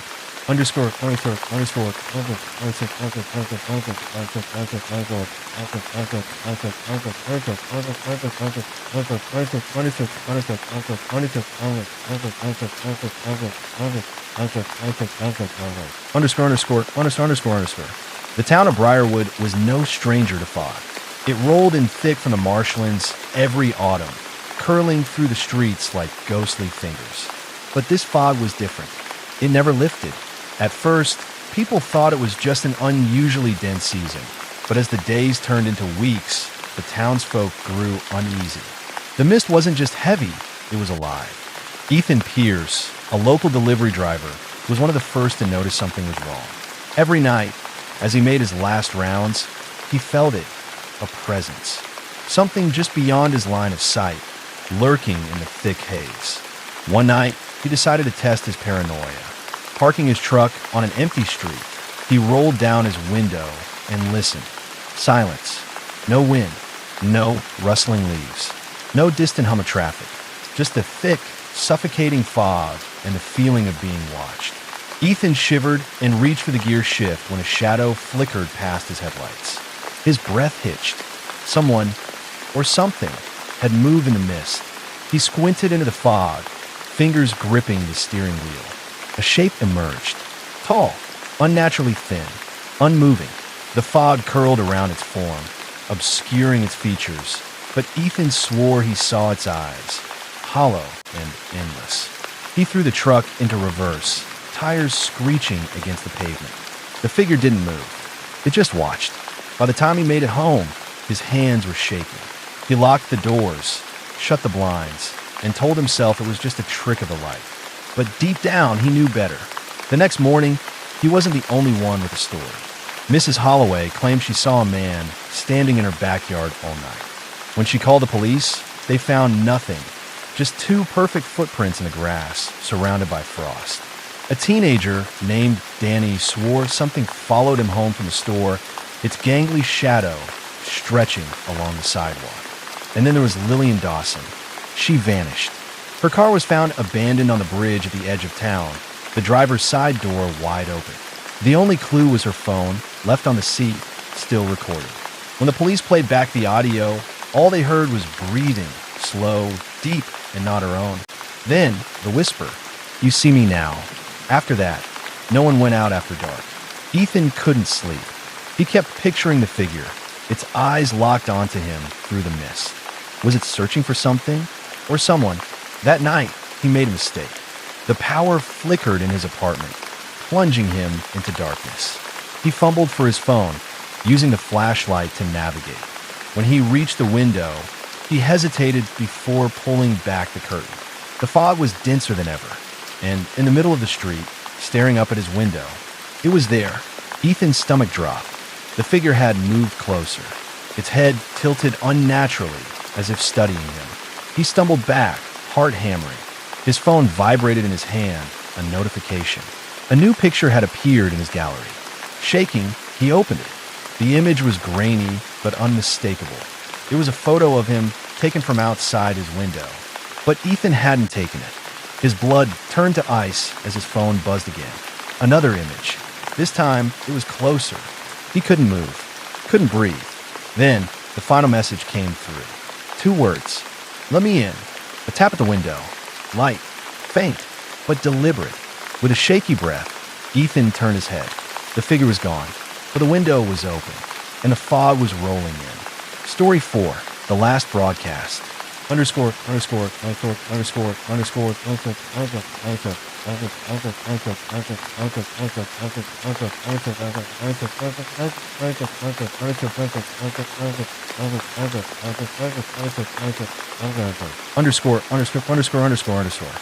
For 10 years, WKRX 103.7 FM had been a small-town radio station with a late-night paranormal segment called Beyond the Veil. Hosted by DJ Sam Foster, it was a cult favorite. Listeners called in to share ghost stories, strange sightings, and eerie experiences. Then, one night, Beyond the Veil aired its final episode. No one knew what happened. The station went dark at exactly 3:13 a.m. The next morning, Sam was gone. His studio was found intact, coffee still warm, microphone tilted as if he had just leaned away from it. But he was nowhere. The only clue, the recording left on the airwaves. Underscore.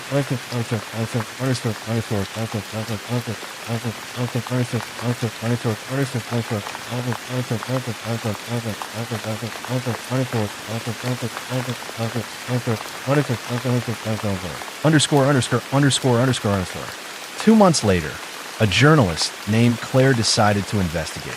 She played the recovered audio in the empty station, wearing noise-canceling headphones, the room silent except for Sam's voice crackling in her ears. Good evening, Night Owls. This is Sam Foster, and you're listening to Beyond the Veil, but tonight, something's different. I feel it, and I think you do too. Static, a sharp inhale, the sound of a chair creaking. Okay, we just got a call. Unknown number. Let's see what they have to say. A click. A low, distorted voice seeped through. You shouldn't be talking about us. Claire shivered. The voice wasn't human. It was layered, echoing, shifting between tones. Sam chuckled nervously. Well, that's what we do here, friend. Care to share your experience? Silence. Then, look outside. Rustling. A chair scraping against the floor. Sam moving toward the window. Then a long pause. Okay, that's weird. There's a figure outside. Just standing there. No, there's more. They're lining the street. A faint thump. Then another. Thump. Thump. Sam's breathing turned shaky. They're closer. More static. The sound of fingers tapping against the glass. Then the whisper. We see you. A scream. The mic crashing to the floor. Then silence. Understood.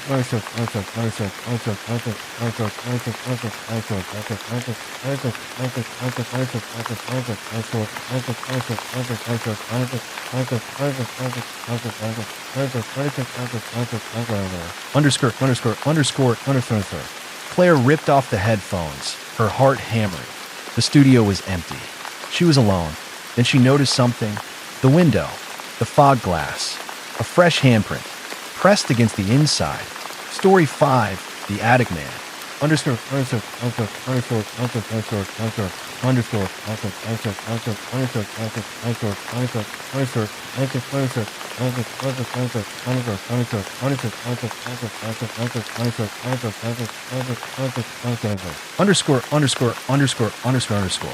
The new house was perfect, a 3-bedroom fixer-upper in a quiet neighborhood. Sarah and Jake couldn't believe their luck. A fresh start, a new beginning. But from the moment they moved in, something fell off. The house creaked and groaned, but that was expected. What wasn't expected was the smell. It was faint at first, a damp, musty odor. Then, on the third night, Sarah noticed it was strongest near the attic door.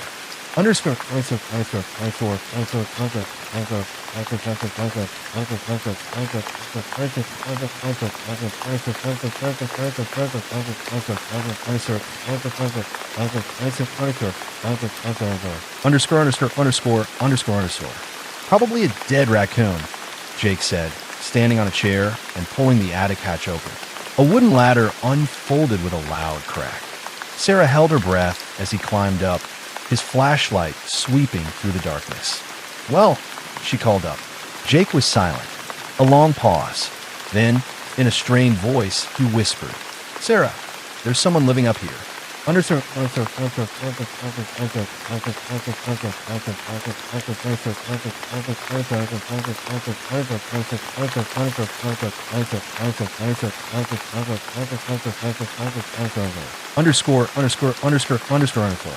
The attic was filled with things they didn't own. A mattress, piles of old clothes, food wrappers, and pictures. Dozens of Polaroids pinned to the wooden beams.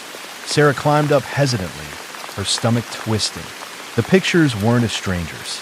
They were of her and Jake, taken inside the house. Some from the living room, some from the kitchen, all of her sleeping. The most recent one was from that morning. Jake grabbed her wrist. We need to leave. As they turned to climb down, a sound froze them in place. A slow, deliberate exhale. The air shifted. Something moved in the shadows. Then came a voice. Low, raspy, amused.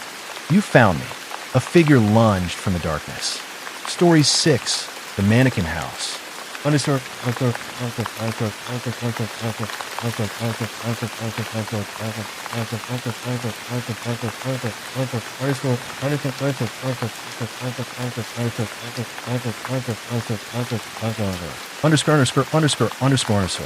The real estate agent had been oddly hesitant when showing Claire the house.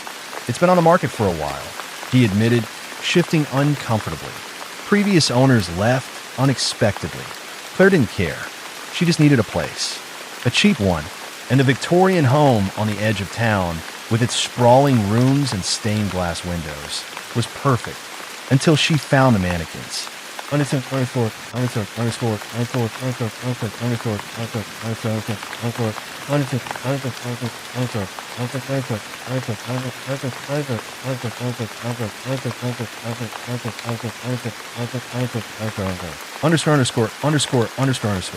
The first one was in the attic. A life-size figure dressed in an old wedding gown, head tilted unnaturally, its porcelain face frozen in a faint smile. Then she found another in the basement. This one was male, dressed in a dusty tuxedo, hands positioned as if holding something invisible. As she explored the house, she found more. In the guest room, a child-sized mannequin sitting on the edge of the bed. In the hallway, a faceless one standing near the window, arms stretched as if reaching for something long gone. She told herself it was just old decor. The house had been vacant for years. Maybe the previous owners collected them. That night, she locked them all in the basement. But when she woke up the next morning, one was standing in the kitchen, facing her.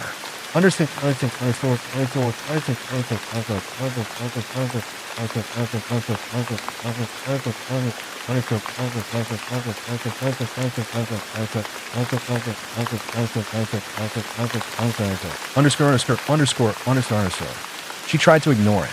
She moved it back downstairs, locked the door again, and went about her day. But the mannequins didn't stay put. Every night, they returned. One by her bed, one in the hallway, one watching from the window. And each time, their positions changed. Their arms lifted, their heads tilted, their hands stretched closer. She set up cameras, but the footage showed nothing. 1 second, the room was empty. The next, they were just there. Then one night, she woke up unable to move. A weight pressed against her chest. Her breathing hitched as she felt something cold stroke her arm. Her eyes darted around the dark room and landed on a mannequin standing over her bed, closer than before. Its head slowly tilted down, its porcelain lips parted. Then it whispered, Story 7, The Reflection Game.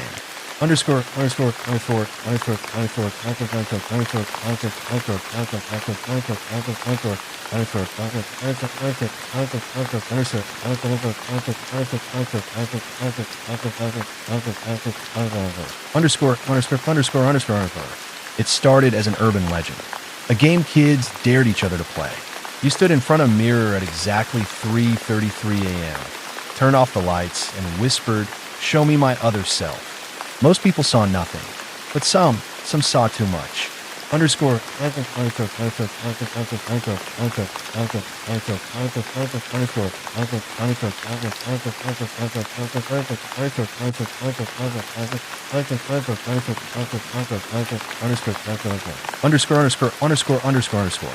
Nathan didn't believe in ghost stories, but he was always up for a challenge.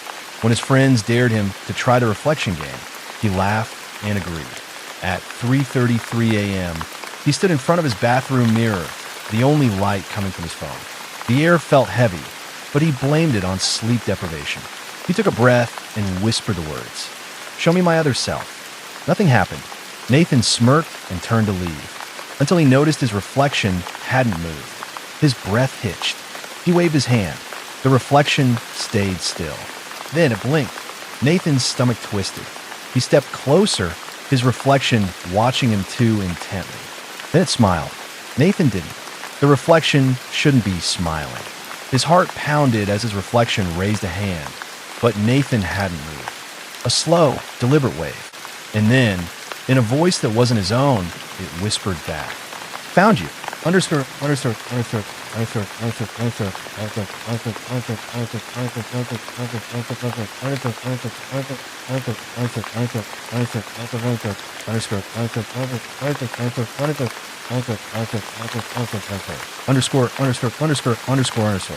Nathan stumbled backward, reaching for the door, but the knob wouldn't turn.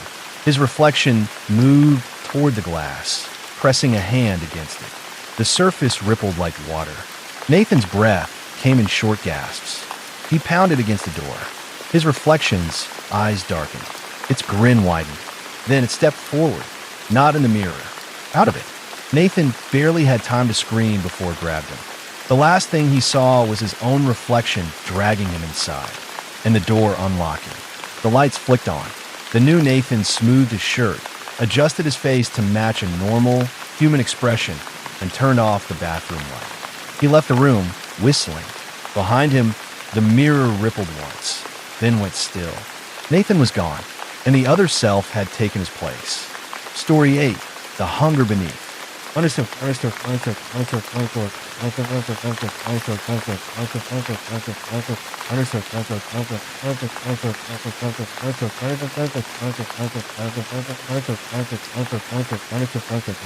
Underscore. There was something wrong with the lake. Logan had lived in Pine Hollow his whole life. The town was quiet, peaceful, except for the lake. Nobody swam in it. Nobody fished. The few who had never came back. The town simply pretended it wasn't there. But Logan had always been curious.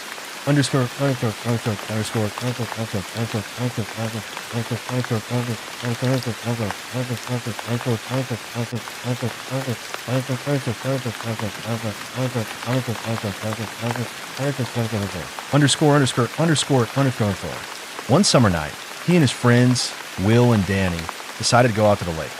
A dare, nothing more. Just to prove there was nothing to be afraid of. They brought flashlights, laughing as they hiked through the woods. The water was still black as ink under the moonlight.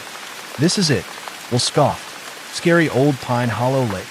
Danny picked up a rock and tossed it in. It landed with a dull plop. For a moment, nothing happened. Then the ripples stopped. Too soon. The water became eerily smooth again, almost unnatural. Did you see that? Logan whispered. The surface shimmered, as if something beneath it had swallowed the ripples. The wind died. The night went silent. Then came the bubbles. A cluster of them rose to the surface, breaking in lazy bursts. Something was breathing. Danny laughed nervously. All right, that's creepy. Logan took a step closer. He didn't know why. Something about the water pulled at him. A shape stirred beneath the surface. Something massive. And then, from the center of the lake, something rose.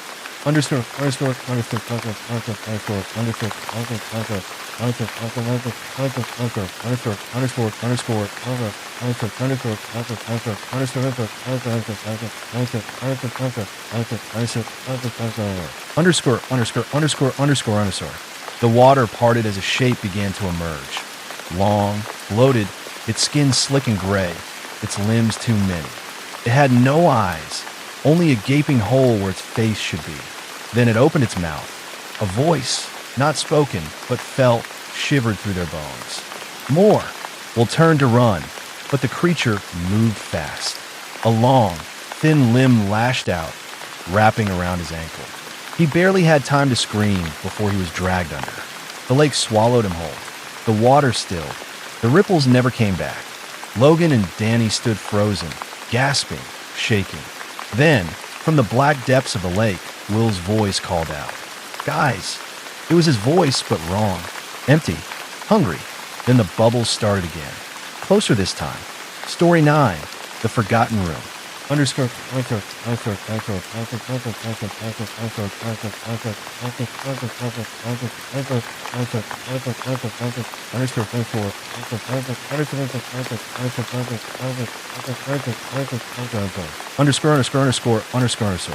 When Ethan and Mia bought the house, they had no idea it had one extra room. It wasn't on the blueprint. It wasn't in the listing. But it was there. A door, plain and wooden, at the end of the hallway. The problem? It wasn't there the day before.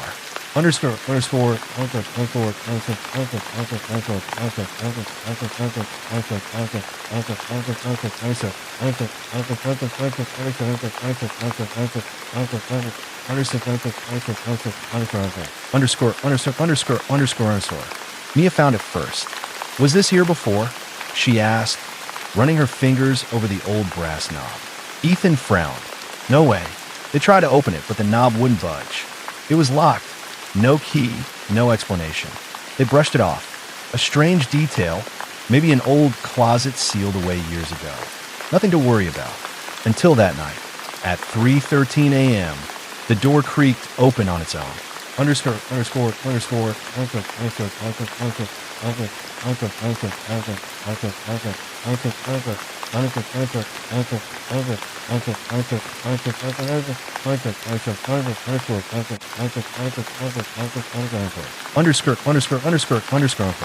Mia woke first, heart pounding. The hallway was dark, but the door was open now, and something was standing inside the room. A shadow, tall, thin, its limbs too long, its head slightly tilted. Mia couldn't breathe. She reached for Ethan, shaking him awake. By the time he sat up, the figure was gone. The door was closed, as if it had never been open at all.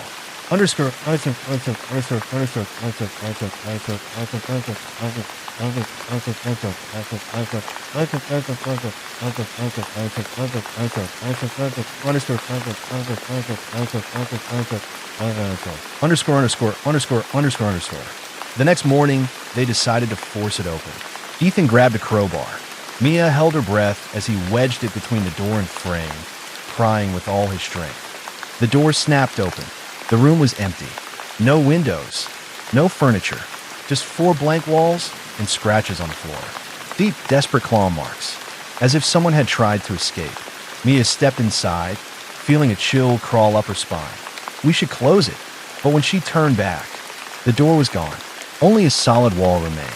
Story 10, The Grinning Thing.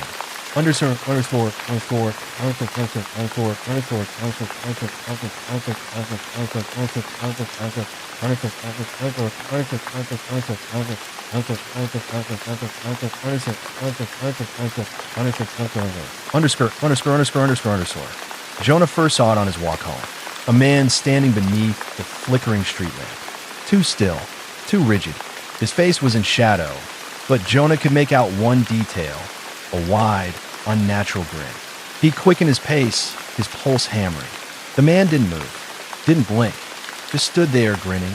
Jonah told himself it was nothing, just some weirdo, until the next night when he saw him again. Closer.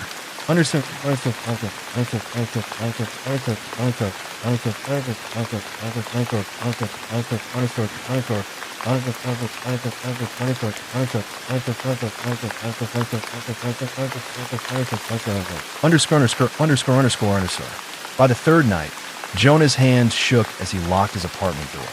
He wasn't being paranoid. The man was following him, and he was getting closer.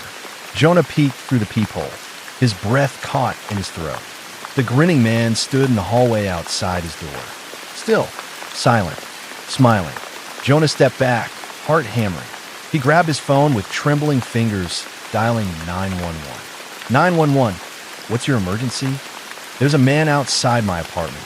He's been following me for days. You have to send someone. The operator hesitated, then asked, what is he doing? Jonah swallowed hard, just standing there, smiling. Another pause. Then the operator spoke again, but their voice had changed. It was grinning. I see you, Jonah. The call went dead.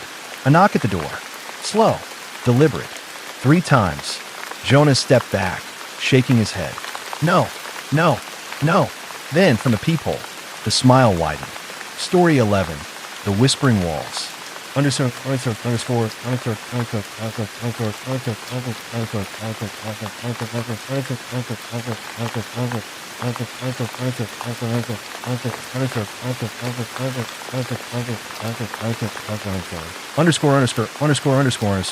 The apartment was too cheap for a place that nice. Alex should have questioned it. Should have asked why rent was so low, why the landlord avoided eye contact when handing over the keys. But he was broke, and the place was perfect until the walls started whispering.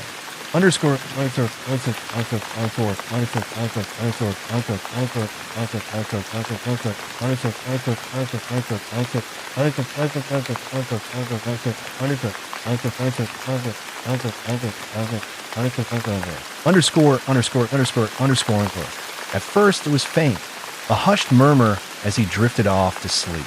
By the third night, the whispers grew clearer. They knew his name. They spoke it softly, lovingly. By the 5th night, they were right next to his ear. Alex refused to sleep. He sat in bed, heart racing, watching the walls as if they might move. At 3:13 a.m., his bedroom door creaked open. A gust of cold air brushed against his skin. Then, the whisper changed. Let us in.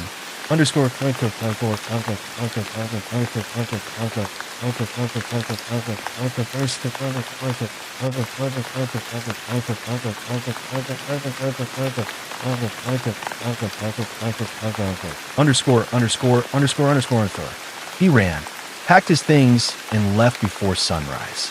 But as he drove away, he saw something in his rearview mirror, his apartment window, and behind the glass, dozens of faces, watching him leave, still whispering, still waiting. Story 12, The Endless Corridor.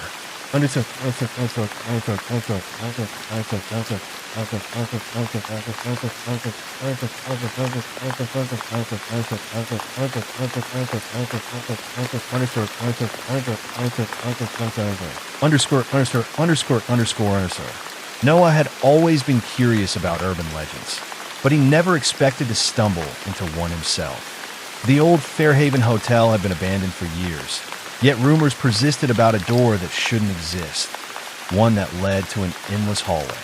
One night, driven by curiosity and armed with only a flashlight and his phone, Noah decided to explore the hotel. He never should have stepped inside.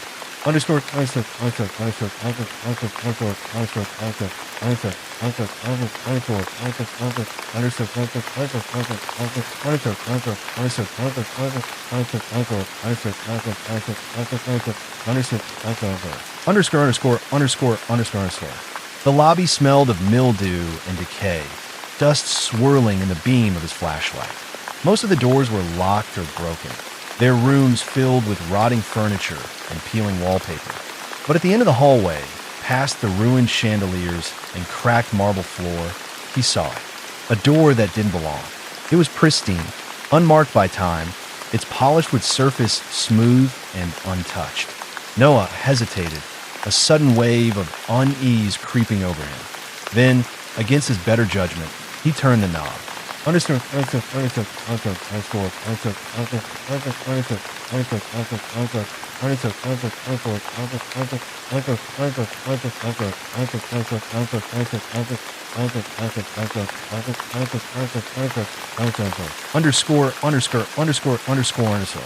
The corridor beyond was impossibly long. It stretched further than the hotel should allow, its dimly lit sconces casting flickering shadows along the endless path. The walls were lined with identical doors, each closed, each eerily silent. Noah stepped inside. The door clicked shut behind him. He turned, heart pounding. The door was gone.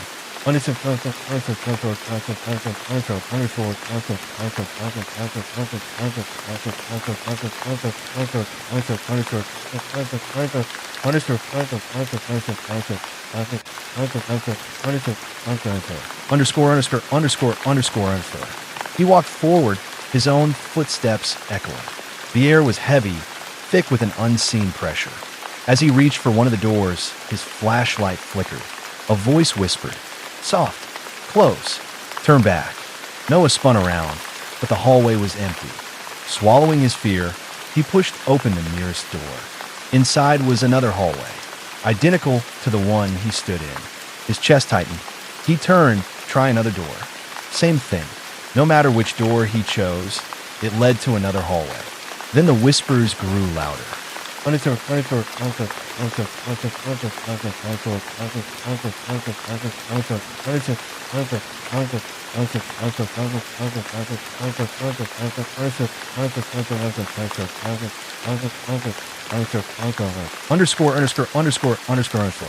The lights dimmed.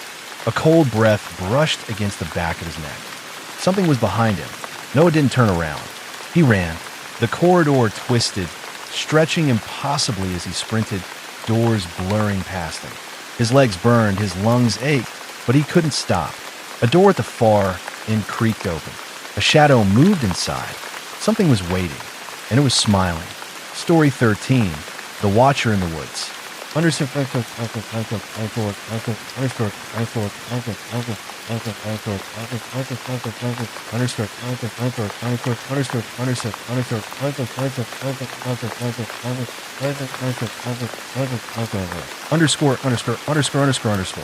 Elliot had always been drawn to the woods behind his grandmother's house. As a child, he spent hours wandering beneath the towering oaks, pretending he was an explorer discovering lost worlds. But there was one place he had never ventured, the clearing. His grandmother warned him about it. "Don't go past the birch tree, love," she would say, her voice low. "That's where the Watcher waits." Elliot always thought it was just an old woman's superstition. But years later, when he returned to clean out her house after her passing, he learned the truth.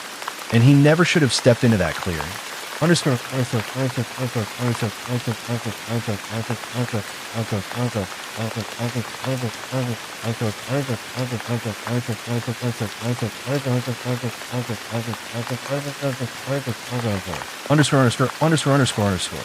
It started with a feeling, a shift in the air. As Elliot approached the birch tree, the forest fell silent. No birds, no rustling leaves, just stillness. Then he saw them. Footprints. Bare, human footprints pressed into the soft earth, leading deeper into the clearing. But they didn't lead out. His skin prickled. A branch snapped. Elliot whirled around, his breath catching in his throat. A figure stood at the edge of the clearing. Tall, thin, unmoving. It had no eyes, no features, just a long, stretched grin. His heart pounded. He took a step back. The thing took a step forward. Then, in a voice that wasn't his grandmother's, but carried her tone exactly, it whispered, "You finally came back." Story 14, The Forgotten Guest. Underscore.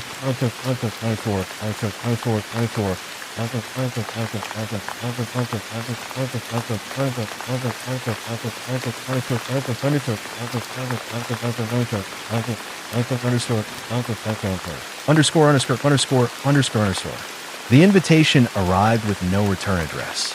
You are cordially invited to Blackthorn Manor for an evening of fine dining and revelry. Dress accordingly. Ethan laughed when he read it. It had to be a joke. Blackthorn Manor had been abandoned for decades. Still, curiosity got the best of him. On the night of the event, he arrived at the estate just as the clock struck 8. The front door stood open. Candlelight flickered inside, and from within, music played, a slow, haunting waltz.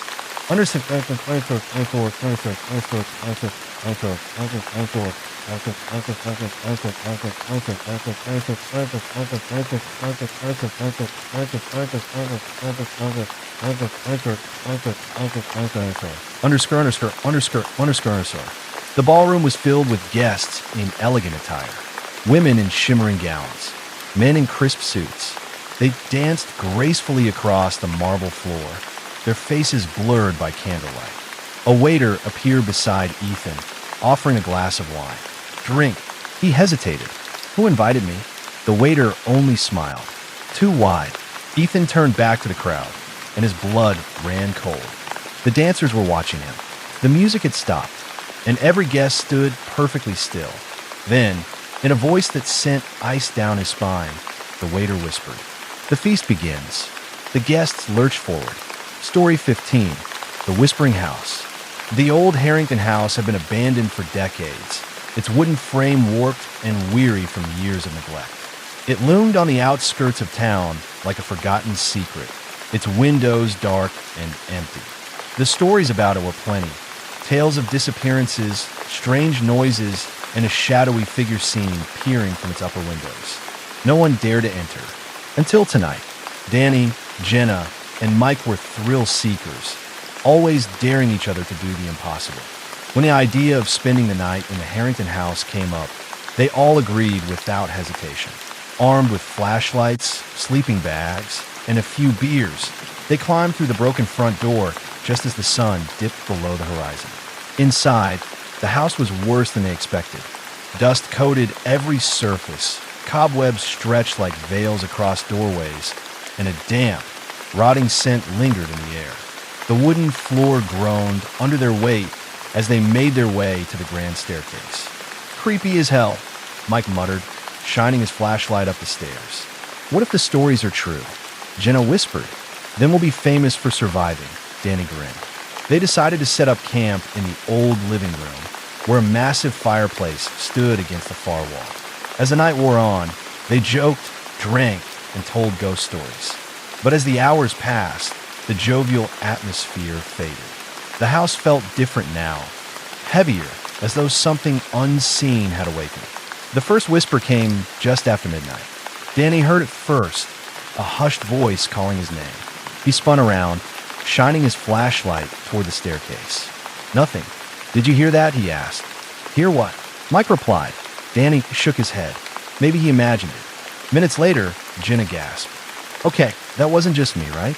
Someone said my name. A slow chill crawled up their spines.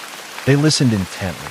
Then, as if the house itself was breathing, the whispers returned. Danny, Jenna, Mike. The voices came from nowhere and everywhere at once, whispering their names in slow, elongated breaths. The air grew thick, the temperature plummeted. Their flashlights flickered, the batteries draining unnaturally fast. Okay, screw this, Mike said, grabbing his bag. We're leaving. As they turned toward the door, it slammed shut with a deafening bang. They froze. The air behind them shifted, as if something unseen had stepped closer. Then came the footsteps, soft at first, like bare feet padding across the wooden floor. They echoed from the staircase, slow and deliberate, descending step by step. The shadows stretched unnaturally long as the thing approached. Jenna gripped Danny's arm, her nails digging into his skin.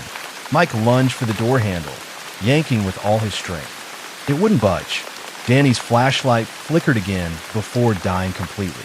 In the brief moment of darkness, something whispered directly into his ear. Run, he screamed, stumbling backward as his flashlight flickered back to life. And there, standing at the base of the staircase, was the figure. It was tall, impossibly thin, its body draped in tattered cloth that swayed despite the still air. Its face, if it had one, was obscured by shadows, but its eyes, two hollow pits of absolute darkness, locked onto them with a hunger that sent Jenna collapsing to the floor in terror. The whispers grew louder, overlapping, a maddening chorus of voices. The walls trembled. The floor quaked beneath them. Go, go, go, Mike screamed, shoving Danny toward the window. With no other choice, Danny grabbed a nearby chair and hurled it at the glass. The window shattered, shards raining onto the porch outside. One by one, they climbed through, cutting their hands and arms in their desperation to escape. As soon as their feet hit the ground, the house went silent. They ran until their lungs burned, not stopping until they reached Jenna's car parked down the road. Panting, shaking, they looked back. The house stood still and silent, as though nothing had happened. But just before Jenna turned the key in the ignition, they saw it. In the upstairs window, the shadowy figure stood watching. And then, ever so slowly, it lifted a hand and waved. They never spoke of that night again, but none of them slept peacefully after. Because even in their homes, miles away from the Harrington house, the whispers followed. And every now and then, in the dead of night, they still heard their names. Story 16, The Whispers in the Walls. Ethan always knew something was wrong with the house on Hollow Brook Lane. It was cheap, suspiciously so, but the real estate agent assured him it was simply due to its age.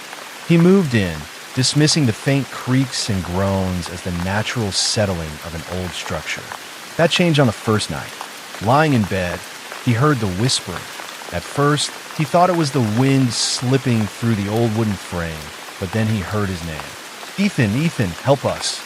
He bolted upright, heart hammering in his chest. The voice was muffled, distant, but unmistakably real. He grabbed a flashlight and followed the sound, leading him to the basement door. The air grew colder with each step, breath visible as he descended the stairs. He swept the light across the room and stopped on a section of the wall. There were scratch marks and something that made his stomach drop, the outline of a handprint. Terrified yet compelled, he picked up a crowbar and chipped away at the wall.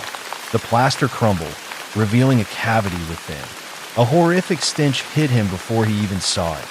The remains of people, twisted, their hands reaching outward in frozen agony. Their mouths were open as if caught in an eternal scream.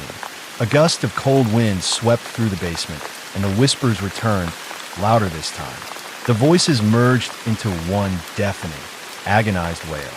Ethan stumbled back, eyes wide in horror, and fled upstairs, but the door slammed shut behind him. He was trapped. The whispering grew until it filled his mind, drowning out all thoughts.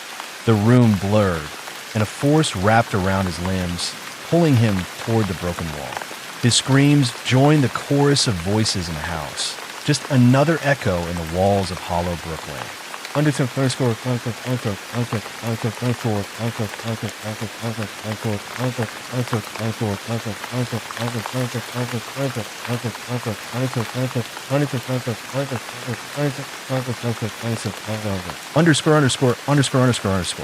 Story 17. The Midnight Passenger. Dan was a rideshare driver, working late nights to make ends meet. He had picked up all kinds of passengers, drunks, business people, even a celebrity once, but nothing prepared him for the woman he picked up that night. It was past midnight, and the city streets were eerily empty when he received the request.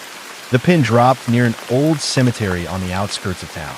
When he pulled up, a woman in a flowing white dress stood under a flickering streetlight. Her head was tilted down, dark hair obscuring her face. Dan hesitated, but she stepped forward and slid into the back seat. Riverside Drive, she murmured, her voice barely above a whisper. As he drove, the rearview mirror gave him the unsettling realization that she barely moved. Her hands rested in her lap, her face hidden. His unease grew when he glanced at the GPS. There was no Riverside Drive in this part of town. He cleared his throat. "Are you sure about the address?" She lifted her head slightly. "Yes." A shiver ran through him. Her voice had changed. It was layered, like multiple people speaking at once. His knuckles whitened around the steering wheel. Then he noticed something horrifying in the mirror. Her reflection was missing. His breathing grew ragged, and when he dared to look back, she was gone. The seat was empty. The car veered slightly as panic overtook him, and then he saw her again, sitting right beside him in the front passenger seat. Her face was inches from his, a grotesque, rotting grin stretching across her pale skin.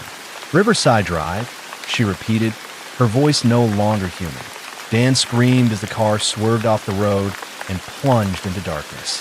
When the police found the wreckage the next morning, there was no sign of a woman, just the faint, lingering scent of decay in the passenger seat.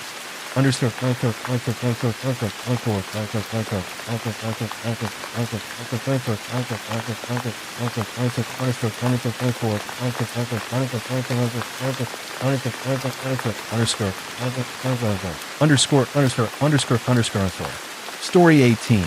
The Man in the Fog. Every town has its ghost stories, and for Lily's town, it was the Man in the Fog. He was an urban legend, a faceless figure who only appeared when the fog was thickest. If you saw him, you had to turn away immediately. Otherwise, you'd vanish, never to be seen again. Lily never believed in those stories. That is, until the night she stayed late at work. The streets were empty as she walked home, and a thick fog curled around the streetlights, swallowing entire blocks in its misty grasp. She shivered and quickened her pace, but then she saw him. A shadowy figure stood at the end of the street, motionless, faceless. Her breath hitched. The stories flashed through her mind. Her instinct screamed at her to look away, but something held her gaze. The more she stared, the more details formed. His body stretched unnaturally, his limbs too long, fingers twitching as if beckoning her forward. A sudden whisper slithered into her ear. "Come closer." Her feet moved against her will, each step drawing her nearer to the figure. Her mind screamed in protest, but her body no longer obeyed. She saw his face then, an abyss, a hollow void of shifting darkness that pulled her in. Her vision blurred, her breath stopped, and the world turned to black. The next morning, the fog lifted, revealing an empty street. Lily was gone. Some say she became part of a legend, another shadow lurking in the mist, waiting for the next unfortunate soul to look too long. Story 23. The Man in My Window. I woke up at 3 a.m. to a faint tapping sound. I live on the second floor of my apartment complex, so at first I thought it was just my upstairs neighbor. But then I heard it again, tap, tap, tap, coming from my window. My heart nearly stopped. There was no way anyone could be outside my window. I turned my head slowly, barely breathing, and there he was, a man standing on my fire escape, staring at me. His face was pale, almost ghostly, his eyes wide and unblinking. I shot up and scrambled for my phone, but in that split second, he was gone. Just disappeared. I sat there, shaking, trying to rationalize what I saw. Maybe it was a trick of the light.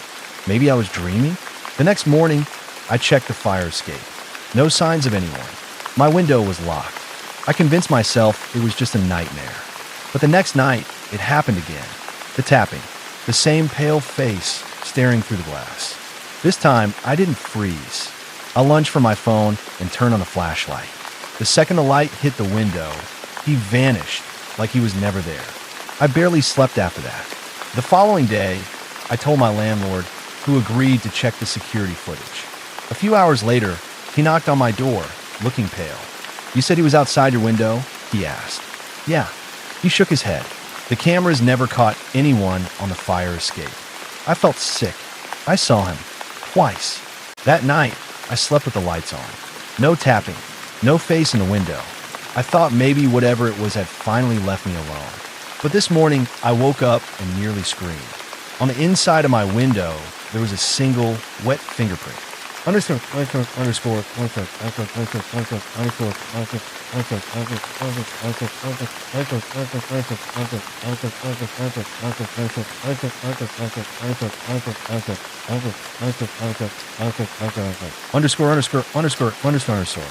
Story 24. Don't open the door. I was home alone when the knocking started. 3 slow, deliberate knocks. I checked the peephole, expecting maybe a neighbor, but there was no one there. I hesitated. Maybe it was just kids messing around. I turned away, but then bang, bang, bang. Harder this time. More urgent. My stomach twisted. Something felt off. I checked the peephole again. Empty. But when I started to walk away, a voice whispered from the other side. "Let me in." I stopped breathing. The voice was wrong. It was layered, like multiple people speaking at once. It didn't sound human. I backed away, my heart pounding. Then my phone buzzed. A text from my mom. "Don't open the door. No matter what you hear." My blood ran cold. My parents were out of town. How did she know? I tried calling her, but the call wouldn't go through. The knocking continued. Louder.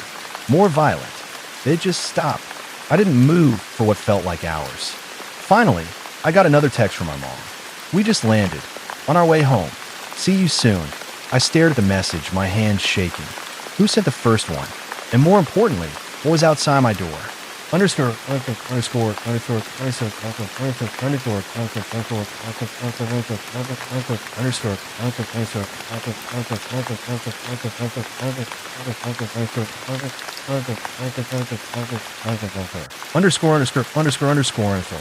Story 25.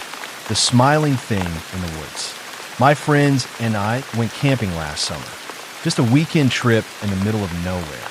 The first night was normal. Campfire, stories, drinks.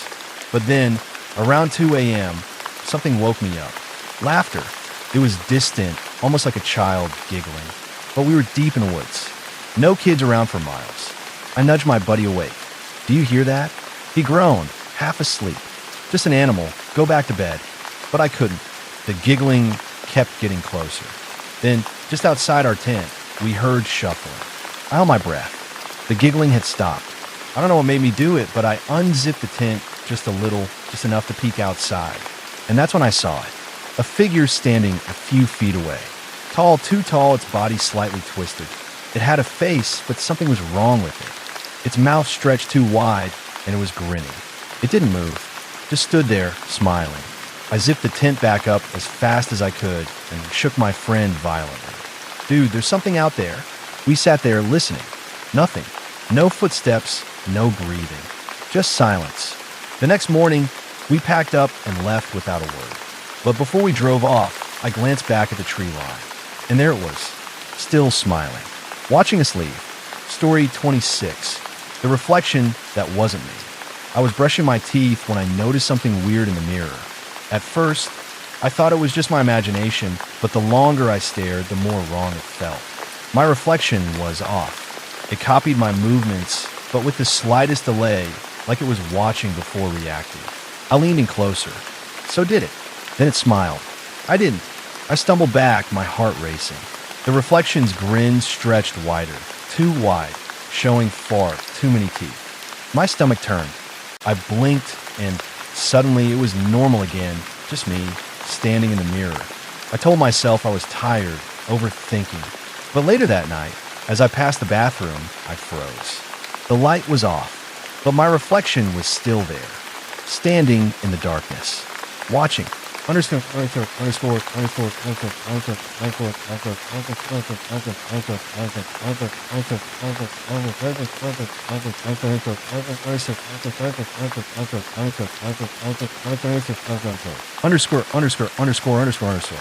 Story 27. Something's wrong with Grandpa. My grandpa passed away 3 months ago. At least, that's what we thought. One night, my mom woke me up pale and shaking. I just got a call from your grandpa's number. I sat up groggy. What? She showed me her phone. A voicemail. I pressed play. At first, just static. Then his voice, raspy, slow. It's cold here. Let me in. We stared at each other, frozen. His phone had been buried with him. There was no way. Then, the front door creaked open. We whipped our heads around. Our dog started growling, staring at the entrance like something was there. But there was nothing. Then, footsteps. Soft, dragging footsteps moving through the house. My mom grabbed my arm, whispering, "Go to your room." I didn't argue. I ran. I locked the door and curled up in bed, shaking. Outside, I heard my mom whisper, "Dad." Silence. Then, a voice that sounded like my grandpa's, but wrong. "It's cold here." Then the door slammed shut. The next morning, my mom didn't want to talk about it. But when I checked the front porch, I found something that made my blood run cold. A single, muddy footprint. Barefoot.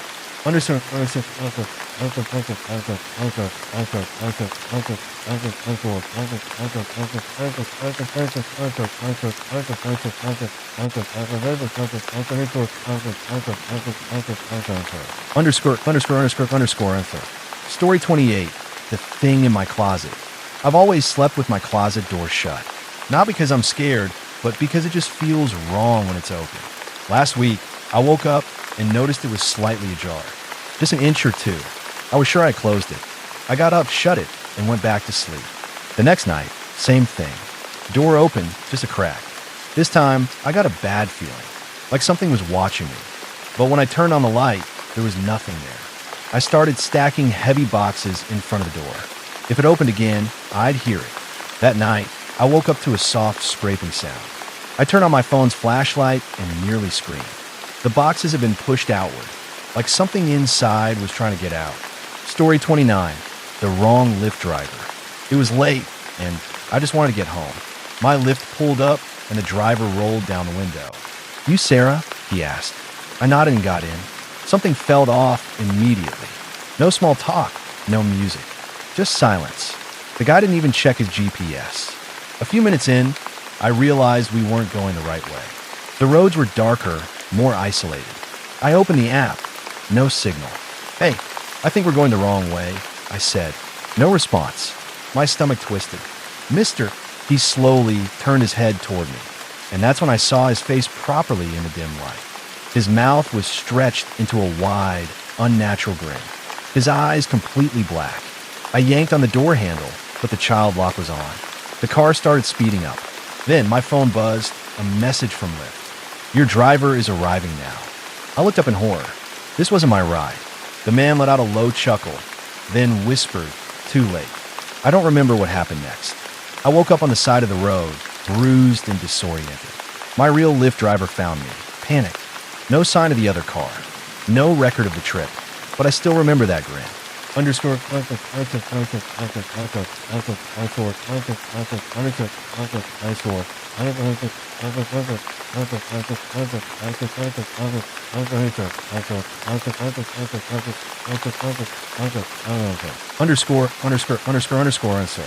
Story 30.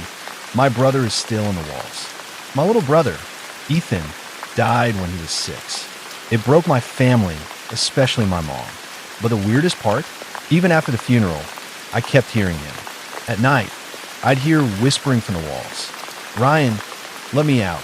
At first, I thought I was losing my mind. But then my mom admitted she heard it too.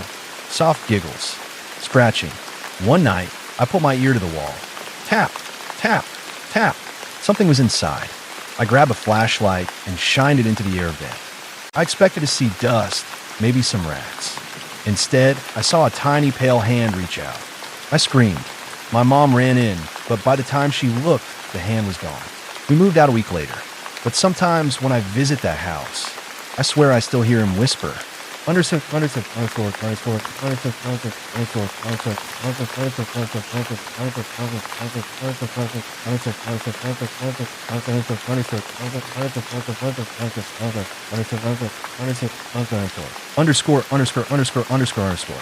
Story 31, The Last Patient. I used to work the night shift at a hospital. One night, a nurse asked me to check on room 308. "Who's in there?" I asked. She frowned. "No one. That room's empty." I didn't believe her. I had just passed by and saw a woman sitting in the bed, staring at the wall.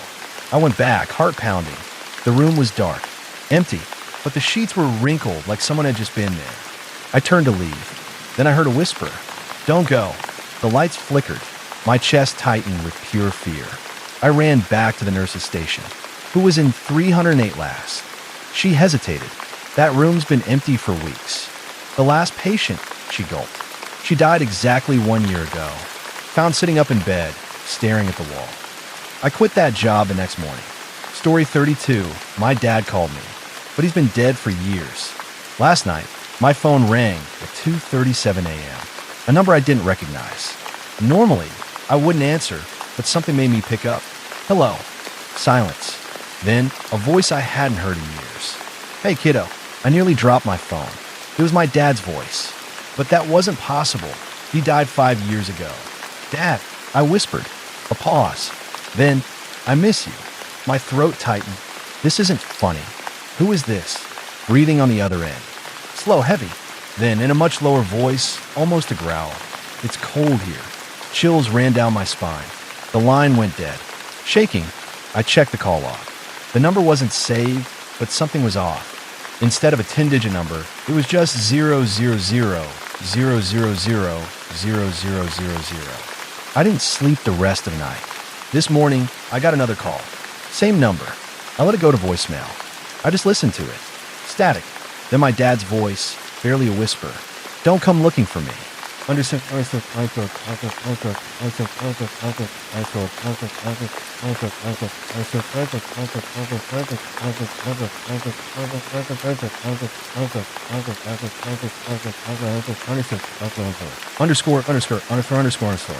Story 33. The Woman at the End of the Hall. I moved into a cheap apartment last month. Everything was fine, except for the hallway light. Every night, it flickered, and every night I saw her. At the very end of the hall, barely visible in the dim light. A woman, too tall, her head nearly touching the ceiling, hair long and stringy, covering her face. She never moved, just stood there waiting. At first, I told myself it was my imagination. A shadow, a trick of the light. But after a week, I had enough. One night, I stood outside my door and called out, "Who are you?" No answer. I took a step forward. The light flickered once, twice, then shut off completely. Total darkness. I scrambled for my phone, turned on the flashlight, and aimed it down the hall. She was gone. But when I turned around to go back inside, I froze. There, right behind me, was a single wet footprint. Underscore.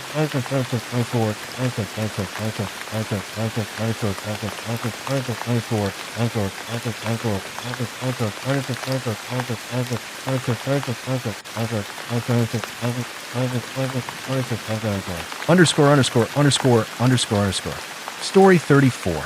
Something's wrong with my dog. My dog, Max, has always been the sweetest golden retriever. But last week, he started acting different. It started with the staring. He'd sit at the foot of my bed and watch me sleep.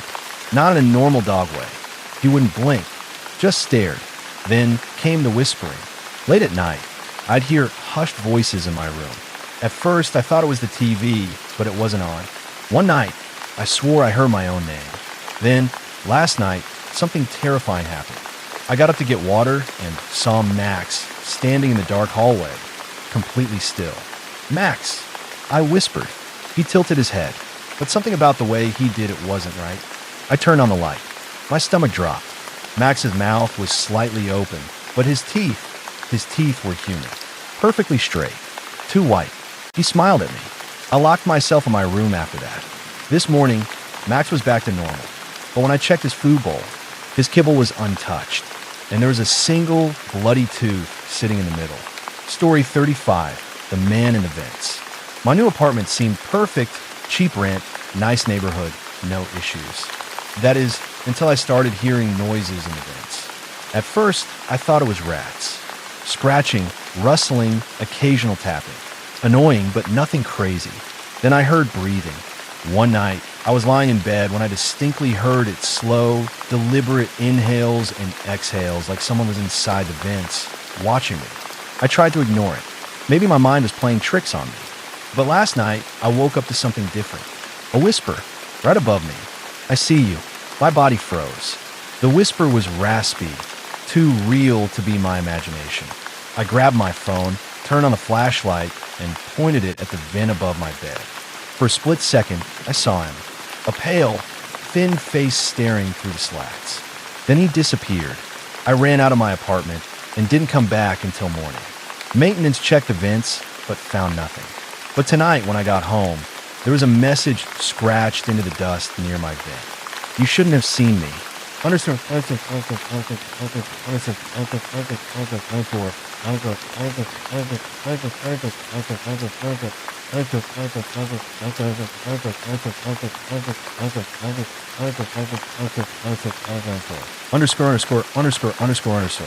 Story 36. My mom tucked me in last night. She died 3 years ago. I woke up to the feeling of someone tucking me in. It was gentle, comforting, the way my mom used to when I was a kid. Half asleep, I mumbled, "Thanks, Mom." And then I remembered. Mom died 3 years ago. My eyes shot open. My bedroom door was still swinging slightly, as if someone had just walked out. Heart pounding, I sat up. My blanket was neatly tucked under my chin, just like she used to do. I wanted to believe it was just a dream. But then I smelled it. Her perfume. The scent still lingered in the air, unmistakable. I barely slept after that. This morning, I checked the hallway camera. The footage showed my door creaking open at exactly 3:14 a.m. No one came in, but a few minutes later, it shut by itself. And just before the video ended, a faint whisper, "Good night, sweetheart."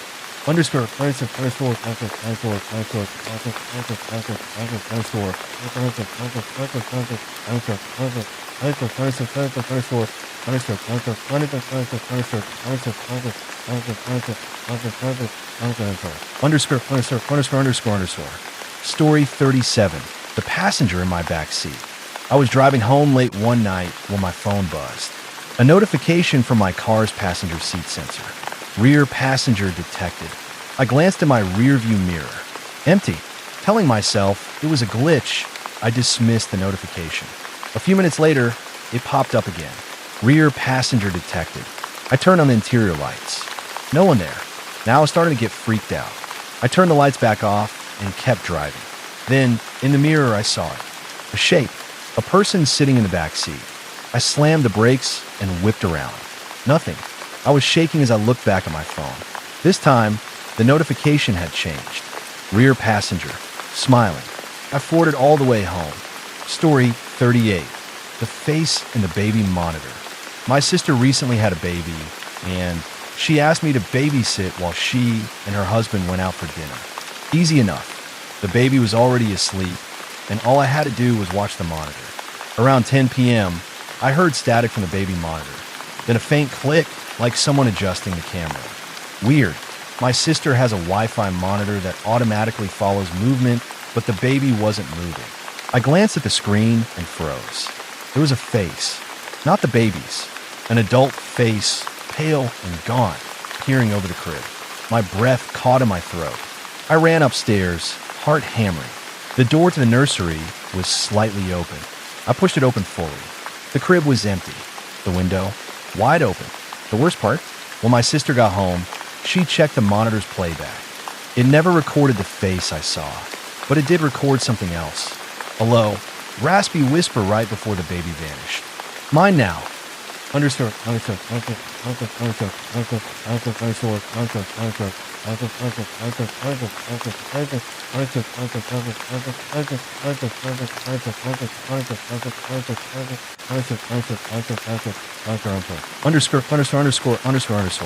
Story 39. My neighbor died, but he's still standing at his window.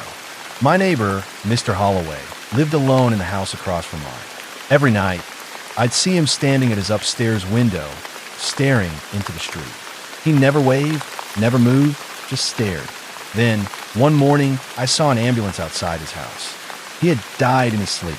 That night, out of habit, I glanced at his window, and my blood ran cold. He was still there, standing in the exact same spot, staring out just like always.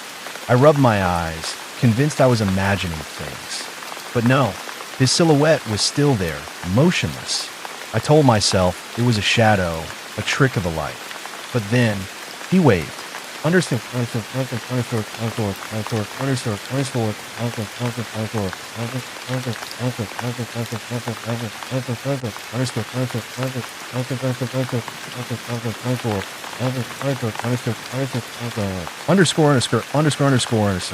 Story 40. The static on Channel 99. When I was a kid, my old TV had a weird glitch. If I flipped to Channel 99, it would just be static. But if I stared at it long enough, the static would start to move. One night, I was bored and flipped to it. The static swirled, and then a face appeared. A gaunt, hollow-eyed face with a mouth too wide, grinning at me. It whispered something I couldn't hear. Then the TV shut off by itself. The next morning, my mom asked why I was laughing in my sleep. I wasn't.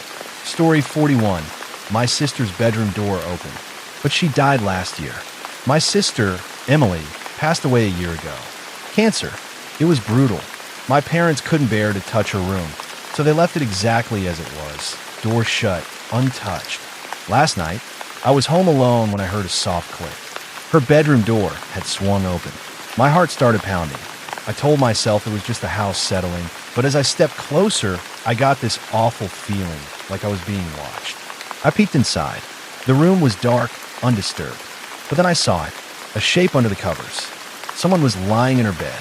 My stomach dropped. I stepped back, my breath caught in my throat. Then the blankets slowly started to shift, as if whoever was underneath was sitting up. I slammed the door shut and locked myself in my room.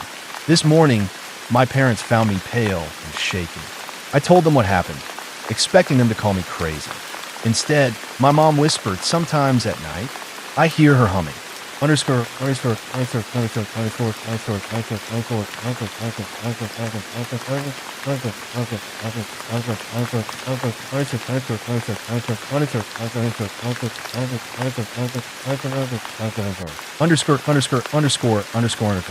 Story 42. The thing in the basement.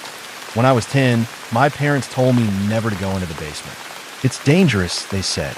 Old, unstable stairs. I listened until last week. Now in my 20s, I came home to help them clean the house before they moved. That's when I saw it. The basement door was slightly open. Curiosity got the best of me. I grabbed a flashlight and went down. Dust filled the air. The walls were lined with old boxes. Then I noticed something weird, scratch marks on the inside of the door. Deep, desperate scratches. I stepped further in and saw something that made my stomach twist. An old, rotten mattress shoved into the corner. Chains bolted to the floor. Someone had been kept down here. The air suddenly felt thick, heavy. Then, from behind me, I heard a whisper. You shouldn't be here. I ran up the stairs, slamming the door behind me. My parents refused to talk about it. But that night, as I tried to sleep, I heard it again. A whisper, right outside my door. Let me out.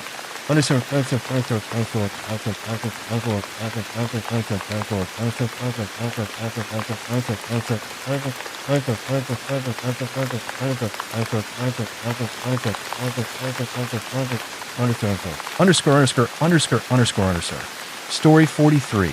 The Man in the Keyhole. I was house sitting for a friend when she warned me about the guest room. Don't go in there, she said, and don't look through the keyhole.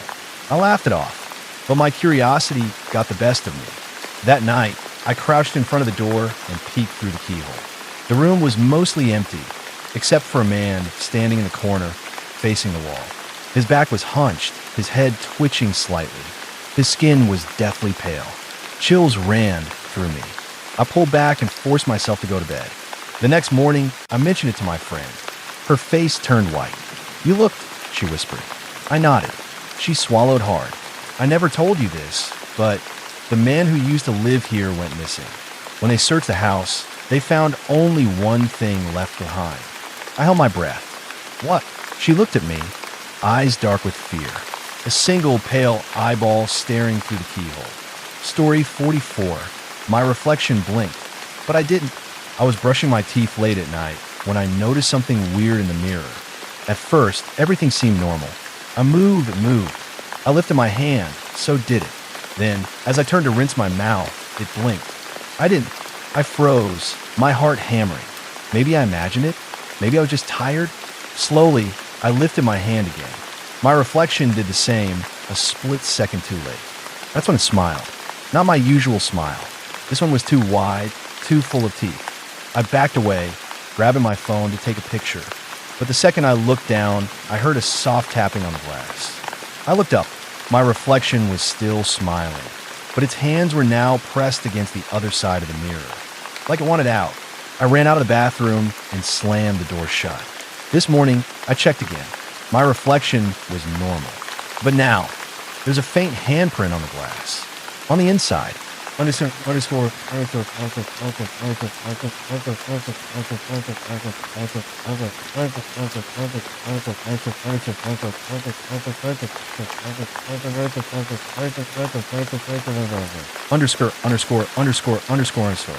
Story 45. The wrong goodnight kiss.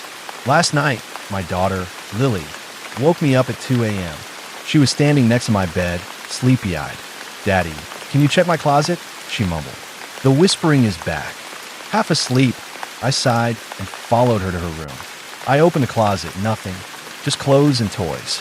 See? No whispering. She nodded and climbed back into bed. I kissed her forehead. Then I heard the softest giggle from inside the closet. Slowly, I turned my head.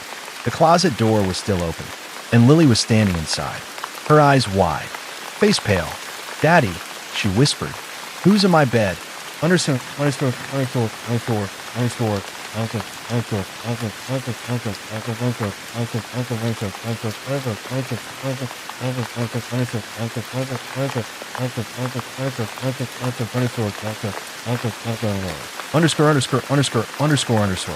Story 46. The thing that answers the baby's cries.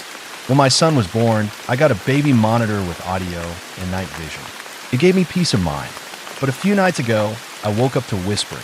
I grabbed the monitor and turned up the volume. My son was asleep, but someone was softly shushing him. Then, in the grainy night vision, I saw movement, a hand slowly pulling away from the crib. I ran into his room, heart pounding. No one was there. The window was locked. For my son, he was still asleep. And when I leaned in, I swear I heard a voice whisper in my ear, "You're not the only one who watches him." Story 47. My dead grandpa sat at the kitchen table. Last night, I woke up to the smell of coffee. That didn't make sense. No one else was home. Confused, I got up and walked to the kitchen. And there he was, my grandpa, sitting at the table, stirring a cup of coffee, just like he used to. But he died 4 years ago. My throat went dry. Grandpa, he didn't look up, just kept stirring. His hands were pale, too pale, almost gray. I stepped closer. That's when he finally turned his head toward me. His eyes were gone, just empty black sockets. "You let me in," he whispered. I stumbled back. The smell of coffee turned rancid, like something rotting. I blinked, and he was gone. The cup, though, it was still there, full of something black and thick. It smelled like death.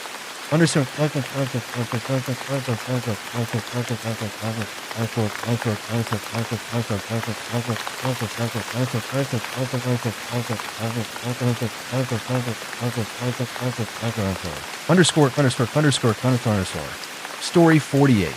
The wrong parent picked me up. I was 10 when this happened. My mom picked me up from school like she always did. Same car, same warm smile, but something felt off. "Hey, sweetheart," she said as I got in. "How was school?" Her voice was too slow, like she was practicing the words. We drove in silence for a bit. Then, out of nowhere, she said, "You look just like your mother." My stomach dropped. "I am your mother," she added quickly, but it felt forced. I looked at her hands on the wheel. She had 6 fingers. I quietly reached for the door handle. She smiled, but her teeth were wrong. Too sharp. Too many. The car slowed down at a red light. I didn't think. I just jumped out and ran. I sprinted back to school, breathless. 5 minutes later, my real mom pulled up, frantic. "Why did you run off? I've been looking for you." I looked back at the road. The car I had been in? Gone. I never saw her again.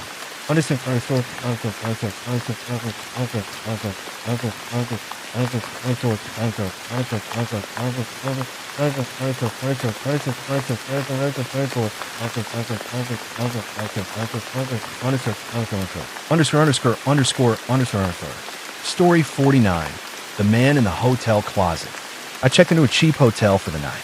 The room was basic: bed, TV, a closet I didn't bother opening. Around 2 a.m., I woke up freezing. The room felt wrong, like I wasn't alone. Then I heard it, breathing, slow, deep, coming from the closet. I grabbed my phone and shined a flashlight toward the door. It was slightly open. A single bloodshot. I stared through the gap. I bolted out of the room. The next morning, hotel security checked. They found nothing inside, but the closet door, it had deep scratches on the inside, like someone had been trying to get out. Story 50. My roommate's alarm went off, but he died last week. My roommate, Jake, died in a car accident last week. It was sudden, brutal. His stuff was still in our apartment because his family hadn't picked it up yet. Last night, at 3:12 a.m., his phone alarm went off. I shot up in bed, heart pounding. His door was still shut. I told myself it was just a glitch. Maybe it was set on repeat. But then I heard footsteps. Slow, deliberate, moving from his room toward mine. The floorboards creaked just outside my door. I held my breath, frozen in bed. Then a whisper. "Hey man, you awake?" It was Jake's voice. I wanted to answer. I wanted to believe it was just grief messing with my head. But I didn't move. After a long silence, I heard shuffling as the footsteps moved away. This morning, I checked his room. His phone was on his desk, completely dead, battery drained. But the alarm? Still set for 3:12 a.m.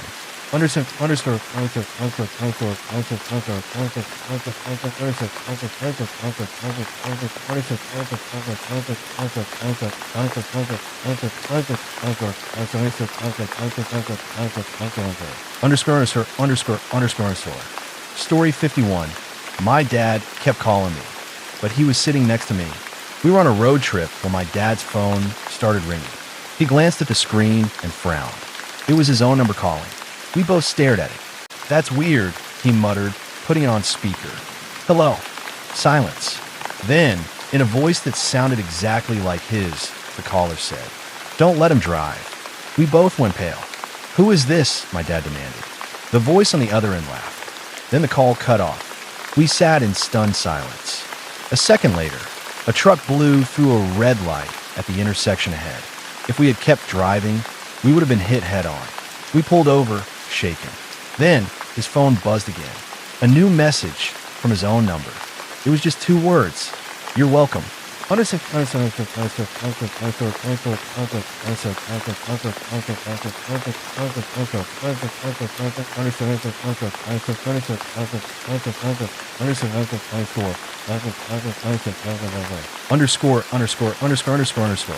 Story 52.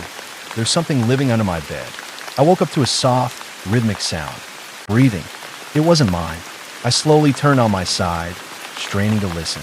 The sound was coming from under my bed. Shaking, I reached for my phone and turned on the flashlight. A face stared back at me. Too long, too pale.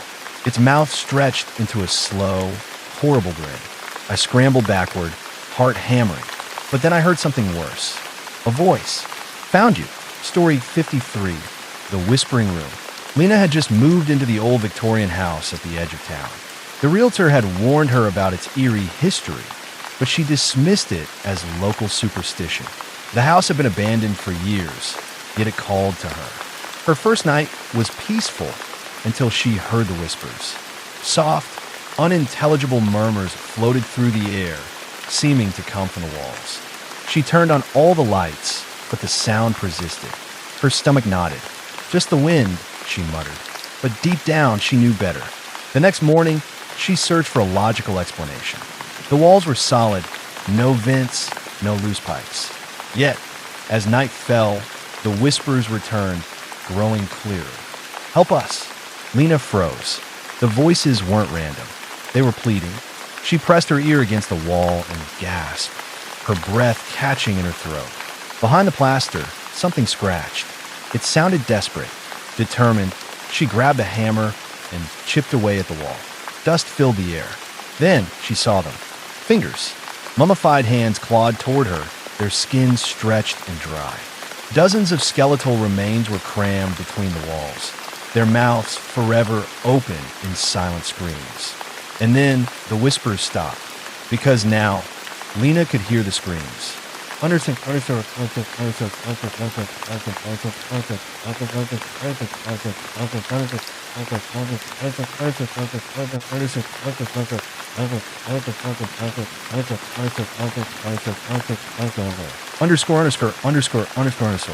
Story 54, The Last Patient.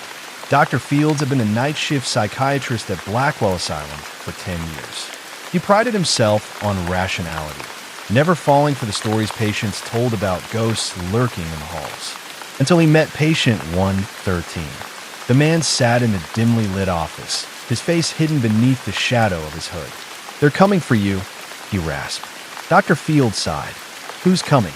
The patient grinned, revealing yellowed teeth. "The ones you ignored." The lights flickered. The air turned frigid. The walls groaned as though the building itself was breathing. Then the screaming started. Dr. Fields turned to the door, but slammed shut. Shadows stretched along the walls, forming grotesque shapes. The patient stood, his skin blackened, his eyes turned hollow. "You let them suffer," he hissed.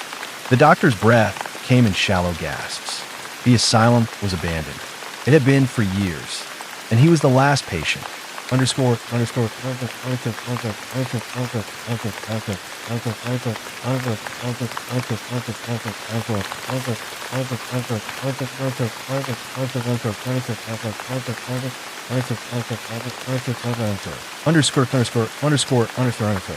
Story 55, The Reflection Smile. Nina loved antique stores. She found a beautiful old mirror with an ornate golden frame, taking it home without a second thought. That night, she saw something strange. As she brushed her hair, her reflection lingered a second too long after she turned away. She blinked, then laughed at herself. Just my imagination. But each night it got worse. Her reflection moved on its own, grinning when she wasn't. The smirk was wrong, too wide, too hungry. One night, she decided to test it. She raised her right hand. The reflection hesitated before copying. Nina's stomach dropped. It wasn't her reflection. Panicked, she threw a blanket over the mirror and went to bed. But the whispering woke her up. "Let me out." The blanket was on the floor. The mirror was empty, and something was breathing behind her. Story 56, The Wrong Number. Ethan's phone buzzed at 3:33 a.m. A text message from an unknown number. "Let me in." He frowned. A prank, probably. Ignoring it, he rolled over. A minute later, another text. "I'm at your door." A chill ran down his spine. He hesitated, then got up and peeked through the peephole. Nothing. Relieved, he locked his phone and returned to bed. Ding. The message now read, "I see you." Ethan's breath hitched. His curtains were drawn. No way someone could see him. Another text. "Check your closet." His blood ran cold. Slowly, he turned his head. The closet door stood slightly open. It had been shut when he went to bed. Heart pounding, he reached for the lamp. Light flooded the room. The closet was empty. Relieved but shaken, he exhaled.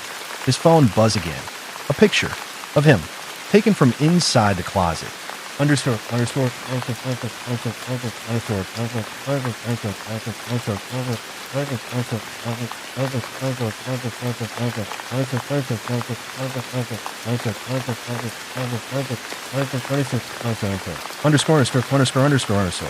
Story 57, The Man in the Crawl Space. Maggie had lived in her new apartment for 2 weeks when she heard it. A faint scratching noise in the walls. Probably mice. One night, while watching TV, she heard something different. Breathing. It was deep, slow, too human. She turned off the TV and listened. It was coming from the floor vent. Swallowing hard, she knelt down and shined her phone's flashlight inside. A pair of eyes stared back. She screamed and stumbled backward. The vent rattled. She ran to the kitchen and called the police. Within minutes, they arrived and pried open the vent. The crawl space stretched beneath the entire apartment complex. The officer crawled inside, his flashlight cutting through the darkness. Then he gasped. There were sleeping bags, food wrappers, old clothes. Someone had been living there for months. But the worst part, there were pictures, dozens of them, all of Maggie, taken while she slept.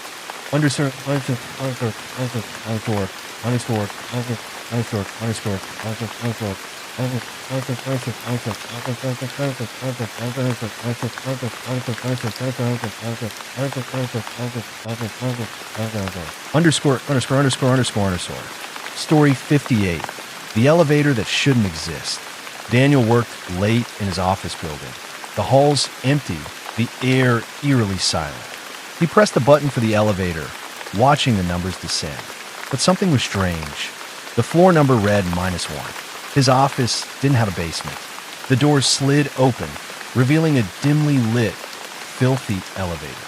The walls were scratched, the floor covered in stains. A foul stench filled the air. Daniel stepped back, but the doors didn't close.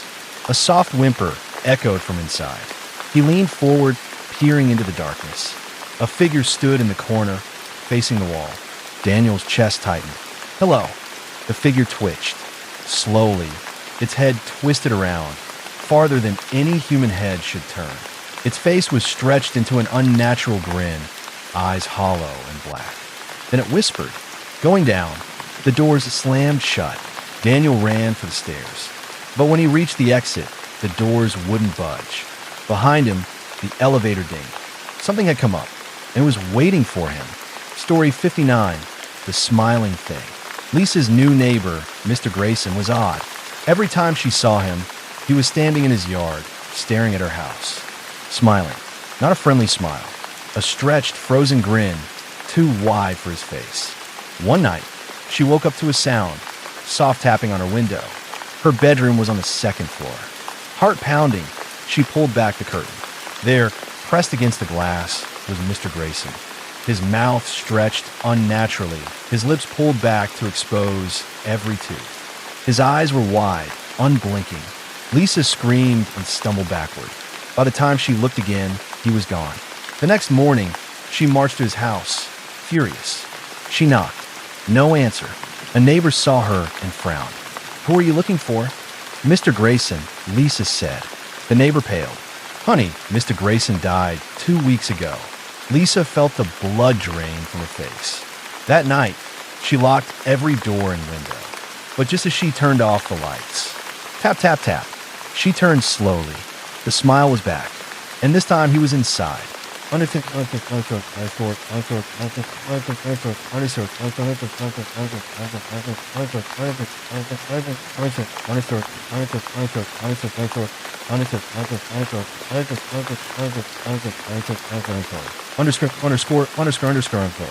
Story 60. The Wrong Passenger. James was a rideshare driver. His last passenger of the night was waiting at the edge of the forest. A tall man in a black coat. James pulled up. "For Michael." The man nodded and got in, his face shadowed under his hood. The ride was silent. James checked the mirror. The man sat unnaturally still, his hands folded in his lap. After a few miles, James asked, "Where are you headed?" The man slowly turned his head. "Home." James shuddered. His voice was cold, hollow. A mile later, James glanced at the mirror again. The man was gone. The seatbelt was still buckled. The door never opened, but something was breathing in the back seat. James didn't dare look again.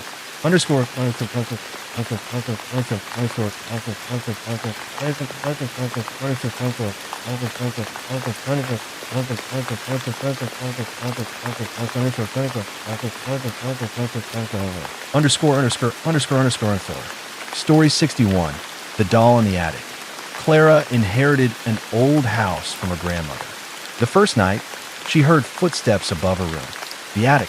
Investigating, she found an old wooden doll sitting in the middle of the dusty floor. As she reached for it, a whisper brushed her ear. "Play with me." Clara spun around. No one was there. Shrugging it off, she placed the doll in a box and shut the attic door. That night, she woke to a scratching sound. The attic door was open. The box was empty, and the doll sat at the foot of her bed, grinning. Story 62, The Shadow That Follows. Ever since Jake moved into his new apartment, he noticed something strange. His shadow didn't always move with him. Sometimes, when he turned a corner, he'd catch a glimpse of it lingering, just for a second before snapping back in place. One night, as he brushed his teeth, he noticed it again in the mirror. His shadow was facing the wrong way. He froze. Slowly, he raised his hand. His shadow didn't follow. Instead, it lifted its other hand. Then it smiled. Jake turned off the lights and ran. But the next morning, when the sun rose, his shadow was gone. That night, something stood over his bed. It wasn't casting a shadow anymore.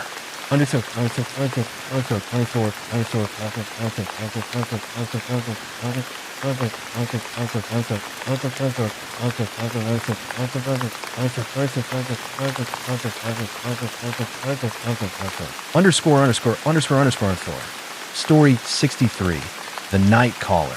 Lucy's phone rang at 2:17 a.m. The number was unknown. Half asleep, she answered. "Hello." Silence. Then a whisper, "Come outside." Her heart pounded. "Who is this?" The call ended. She peeked through the blinds. The street was empty, except for a dark figure standing beneath the streetlight. Her phone rang again. "I'm closer now." Her stomach dropped. She turned to lock the front door. The handle turned from the outside.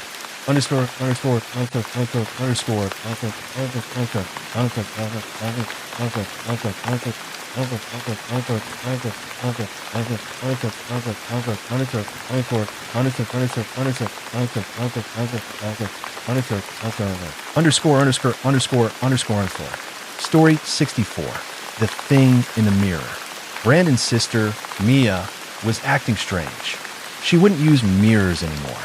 "Something's wrong," she whispered. "My reflection, it's not me."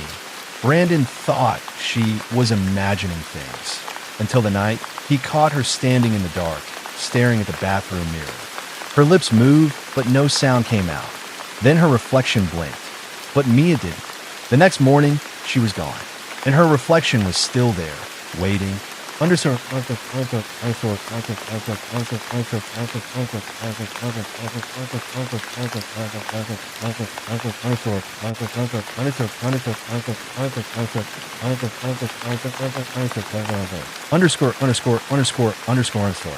Story 65, The Breathing Under the Bed. Tom never believed in monsters. Not until the night he heard it. A slow, raspy breathing coming from under his bed. Holding his breath, he leaned over and peeked beneath. Nothing. Relieved, he lay back down. Then the breathing started again. But this time, it was coming from right beside him.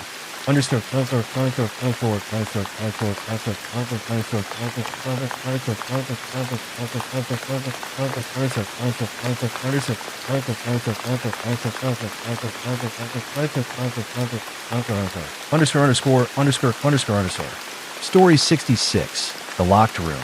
When Sarah moved into her new house, the landlord warned her never open the door at the end of the hall. Curious, she ignored the warning. Inside, the room was empty. No furniture, no windows, just walls covered in deep claw marks. That night, she heard scratching at her bedroom door and a whisper from the hallway. "You let me out."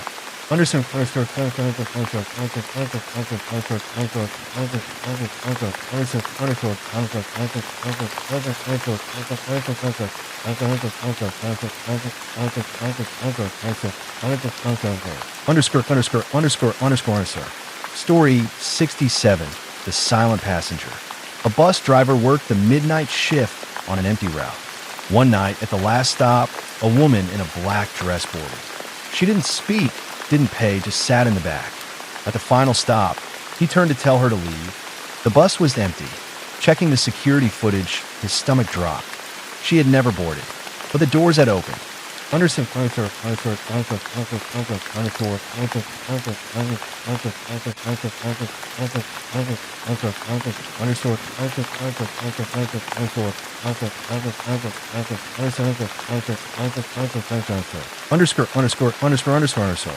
Story 68. The open closet. Ben always shut his closet door before bed. It was a habit. One night, he woke up and saw the door slightly open. Confused, he got up and closed it. The next night, the same thing happened. But this time, when he closed the door, something laughed from the inside and whispered, "See you soon." Story 69. The Forgotten Room.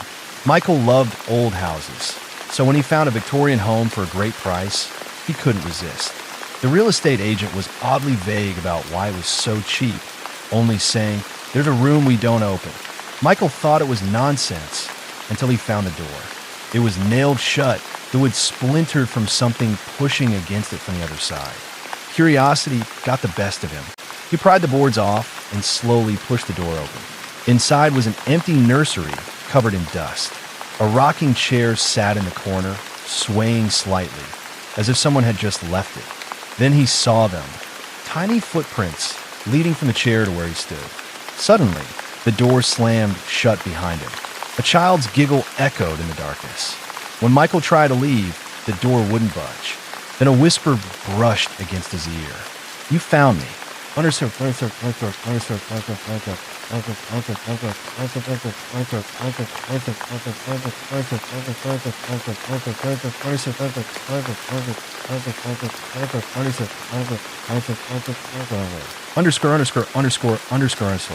Story 70. The third knock. Every night at exactly 3 a.m., Sam heard 3 knocks on his bedroom door. Knock, knock, knock. He lived alone. At first, he dismissed it as pipes or the house settling. But when the knocking started getting louder, he set up a camera to catch the prankster. The next morning, he checked the footage. At exactly 3 a.m., his bedroom door opened on its own, and something stepped inside, but there was nothing in the room. Yet, in the reflection of his mirror, a tall, dark figure stood over his bed, and it was still there, watching, waiting.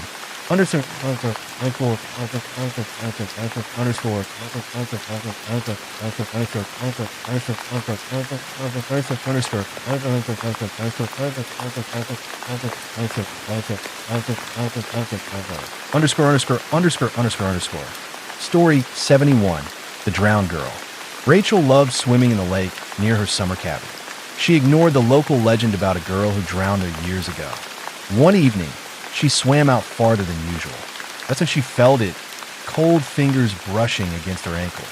Gasping, she kicked away, but something grabbed her foot, pulling her under. Panicked, she fought her way to the surface. No one was there. Shaking, she swam to shore. That night, as she lay in bed, she heard dripping water. She turned over. A soaking wet girl stood at the foot of her bed, her long, black hair clinging to her pale skin. Rachel tried to scream, but the girl only whispered, "You took my place."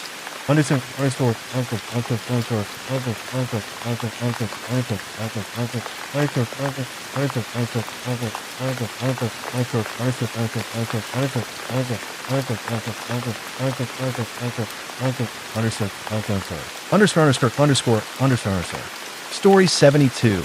The Wrong Reflection. Anna never liked the old mirror in her hallway, but it was an antique from her grandmother, so she kept it. One day, as she walked past it, she caught her reflection doing something strange.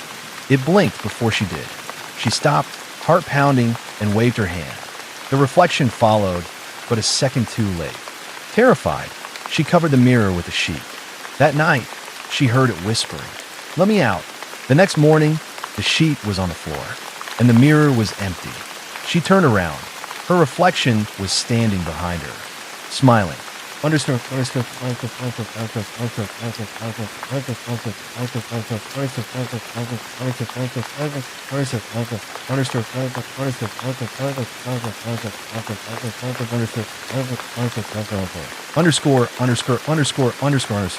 Story 73. The Voice in the Baby Monitor. Laura had a newborn and often used a baby monitor to check on him at night. One evening, As she washed dishes, she heard static from the monitor. Then a voice. Soft, playful. "Don't cry, little one. Mommy's coming." Laura froze. Her baby wasn't crying. Running upstairs, she burst into the nursery. The crib was empty. Then she heard the closet door creak open, and a woman's voice, much closer now. "I told you, Mommy's here." Story 74. Story of Ben Drowned. So, there was this guy, a college student, just looking for some cheap games. One day, he comes across a yard sale, and among all the junk, he spots an old Nintendo 64 cartridge. It's a copy of The Legend of Zelda, Majora's Mask, but something's weird about it. There's no official label, just the word Majora written in black marker. The old man running the sale is a little off. He just gives the game away for free. Before the guy leaves, the old man says something strange. "Goodbye, then." Not goodbye, but goodbye, Ben. He shrugs it off, thinking maybe he misheard. Later, when he gets home, he pops the game into his N64. That's when the weirdness begins. ____________.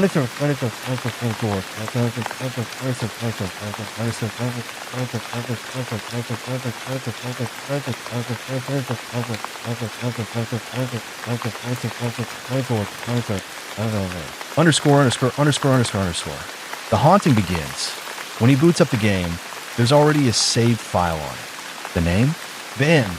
He figures, maybe a kid owned this before, and creates his own file named Link. But as he starts playing, he notices something disturbing. NPCs start calling him Ben instead of Link. The game glitches out randomly. Textures distort. Music plays in reverse. Weird, unnatural things start happening. At first, he thinks it's just a bug, but then he does something that changes everything. He deletes the Ben save file. That's when the real nightmare starts. _______________________ The game fights back. After deleting the save, he restarts the game. But instead of fixing things, it gets worse. The music is gone. The game world is empty. No NPCs, no enemies. He finds himself in a twisted, corrupted version of Clock Town. And then, something terrifying happens. As he's exploring, he teleports into an area he wasn't supposed to be in. He's standing in the middle of the water, in the exact same way that the creepy elegy of emptiness statue from the game looks. If you played Majora's Mask, you'll know this statue, a lifeless, blank-eyed, eerie copy of Link's face. Then it appears. The elegy of emptiness statue starts following him. No matter where he goes, it's always there, staring. He tries running, but every time he turns, it gets closer. And then he dies. Except, instead of the normal death screen, something much, much worse happens. The screen flashes, and he sees this nightmare-inducing text. "You shouldn't have done that." His heart is racing. He resets the console, but the horror isn't over.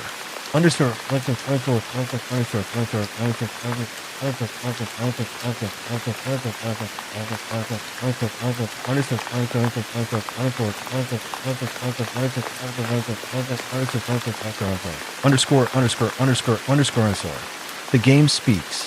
When he turns the game back on, his save file is still there, but something is wrong. His character is stuck in first-person mode. He's teleported to different locations against his will. The elegy of emptiness statue is still following him.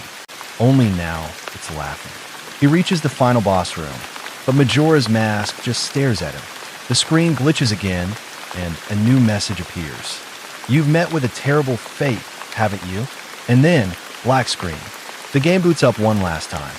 His save file is gone, replaced with a new one. The name? Drowned. He tries playing, but his character is already dead, floating lifelessly in the water. The elegy of emptiness statue appears one more time. And then the final message. Ben drowned. __________________________________________________________________________________________________________ The nightmare spreads. At this point, he's terrified. He starts documenting everything online, posting his findings on a forum. But the strangest thing happens. When he uploads his gameplay footage, the files are corrupted. They glitch, distort, and, worst of all, the game seems to be responding to his posts. It's like Ben is still in the game, watching. Then his computer starts acting weird. Random text messages appear on screen. Files move by themselves. His speakers turn on randomly, playing the reverse song of healing. And then, one final message. I am with you now. Underscore.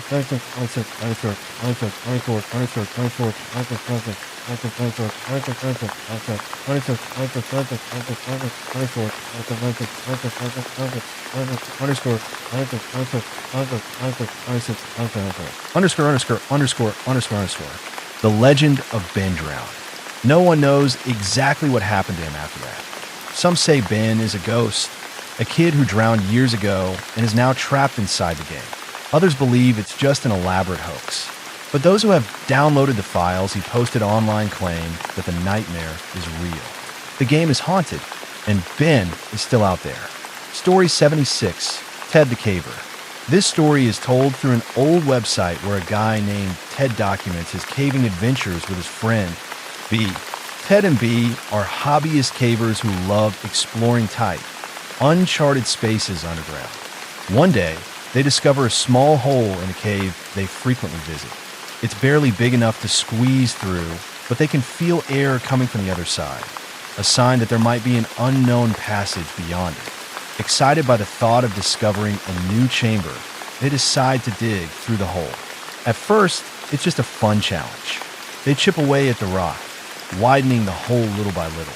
But as the days pass, something doesn't feel right.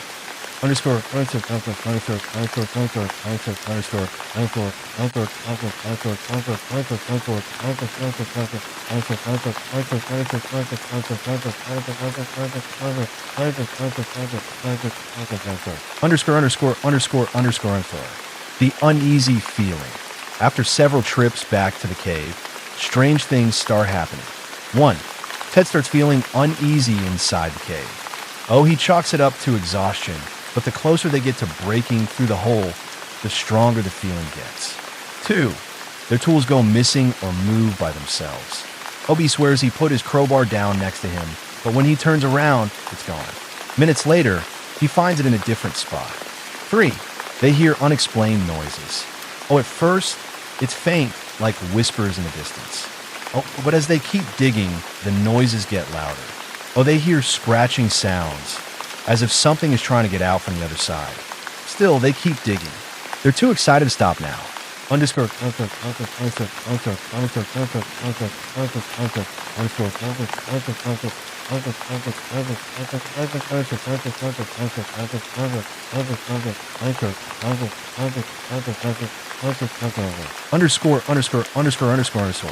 The breakthrough. Finally, after weeks of work, they break through the hole and discover a brand new chamber. The air inside is thick, stale, and unnaturally cold. Their flashlights reveal a massive, untouched cavern with strange rock formations. But something feels off. The silence is unnerving. The deeper they go, the more oppressive the atmosphere becomes. Then they find something terrifying. In the farthest part of the chamber, there are symbols carved into the walls. They look ancient, but nothing like any known language. Some of them resemble figures, twisted, humanoid shapes. And then they hear it, a low, guttural growl. Something is in the darkness with them.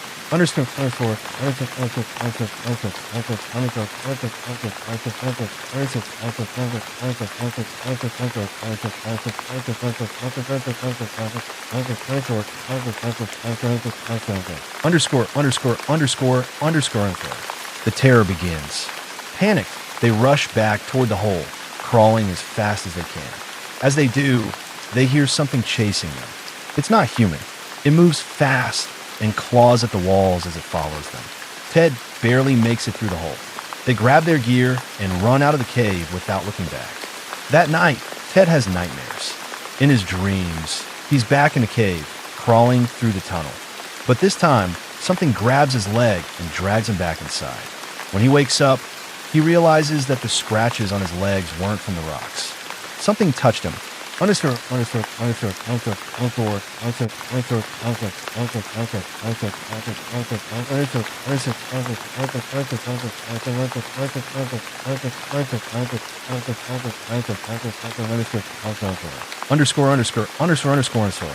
Something follows them. Over the next few days, things only get worse. Ted and Bee start hearing noises outside their houses. Oh, it sounds like rocks being moved. Oh, sometimes they hear scraping against their windows. Bee disappears. Oh, after one particularly bad night, Bee refuses to talk about what happened and says he's done with caving forever. Oh, then he vanishes. His phone is off, and no one knows where he went. Ted feels watched. Oh, every night. He wakes up to the feeling of something in his room. Oh, he hears whispers coming from the corner.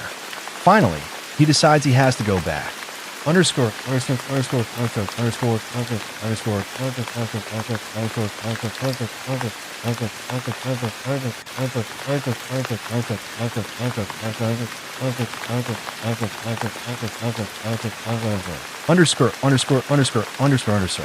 The final trip. Ted returns to the cave alone. He needs to see it one last time to prove to himself that nothing is really there. But when he enters the chamber, he finds something horrifying. The hole is bigger now. Oh, much bigger than when they left it. Oh, as if something from the inside pushed it open. There are fresh markings on the walls. Oh, they weren't there before. Oh, they look like claw marks. And then Ted sees movement. A shadow in the depths of the cave. Something lurking just beyond the reach of his flashlight. Something waiting. The last thing he writes in his blog is that he feels a terrible presence, and then the update stopped. Ted is never heard from again.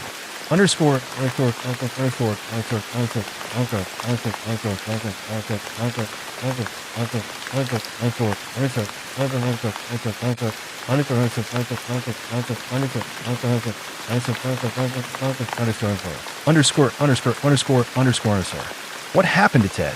No one knows for sure what happened to Ted the Caver. His blog was never finished. Some say it was just a hoax, a brilliant piece of horror fiction that fooled thousands of readers. Others believe Ted really existed, and something in that cave took him. But one thing's for sure, his story still creeps people out to this day. And if you ever go caving and find a small, strangely cold hole in the rock, maybe don't go inside, because something might be waiting for you too. Story 77. The GameStop short squeeze are / Wall Street bets. This is one of the craziest financial events in history, and it all started on Reddit. The setup.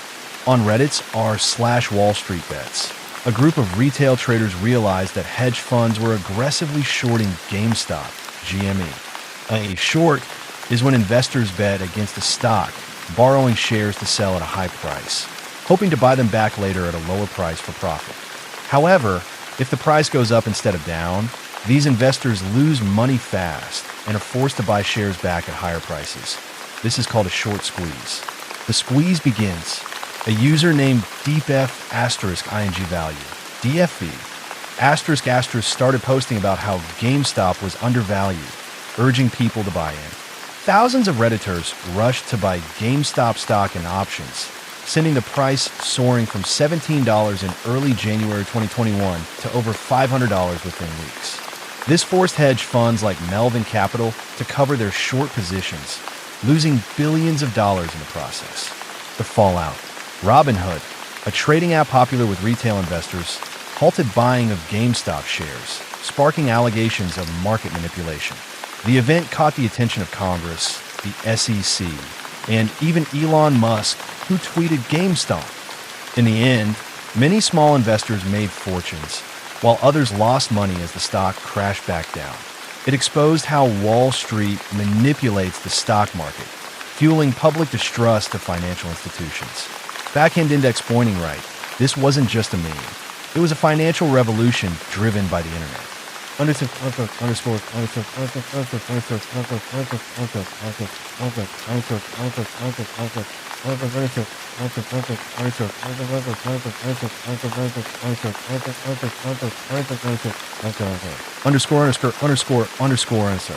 Story 78. The Button, Reddit's social experiment. A legendary April Fool's Day experiment that took over Reddit in 2015. The concept: Reddit introduced a simple button at the top of the page, next to a 60-second timer. The timer would count down from 60, and if no one pressed the button, it would reach 0 and end the experiment. But here's the catch. Any user who pressed the button could only do it once, ever. What happened?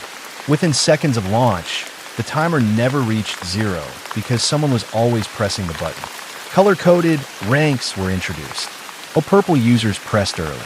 Blue, green, yellow, and red users waited longer. The rarest, gray users never pressed at all. This led to factions forming. The pressers wanted to keep the button going forever. The watchers refused to press, hoping to see what happened if it hit 0. The cultists, people who worshipped the button, calling it a divine mystery. The end. After 2 months, the experiment finally ended when the timer reached 0. Nothing happened. No secret prize. No explosion. Just silence. The community lost its mind. Some were disappointed, while others saw it as a metaphor for human nature. Back in index pointing right, it was a brilliant, pointless, and unforgettable Reddit event. Underscore.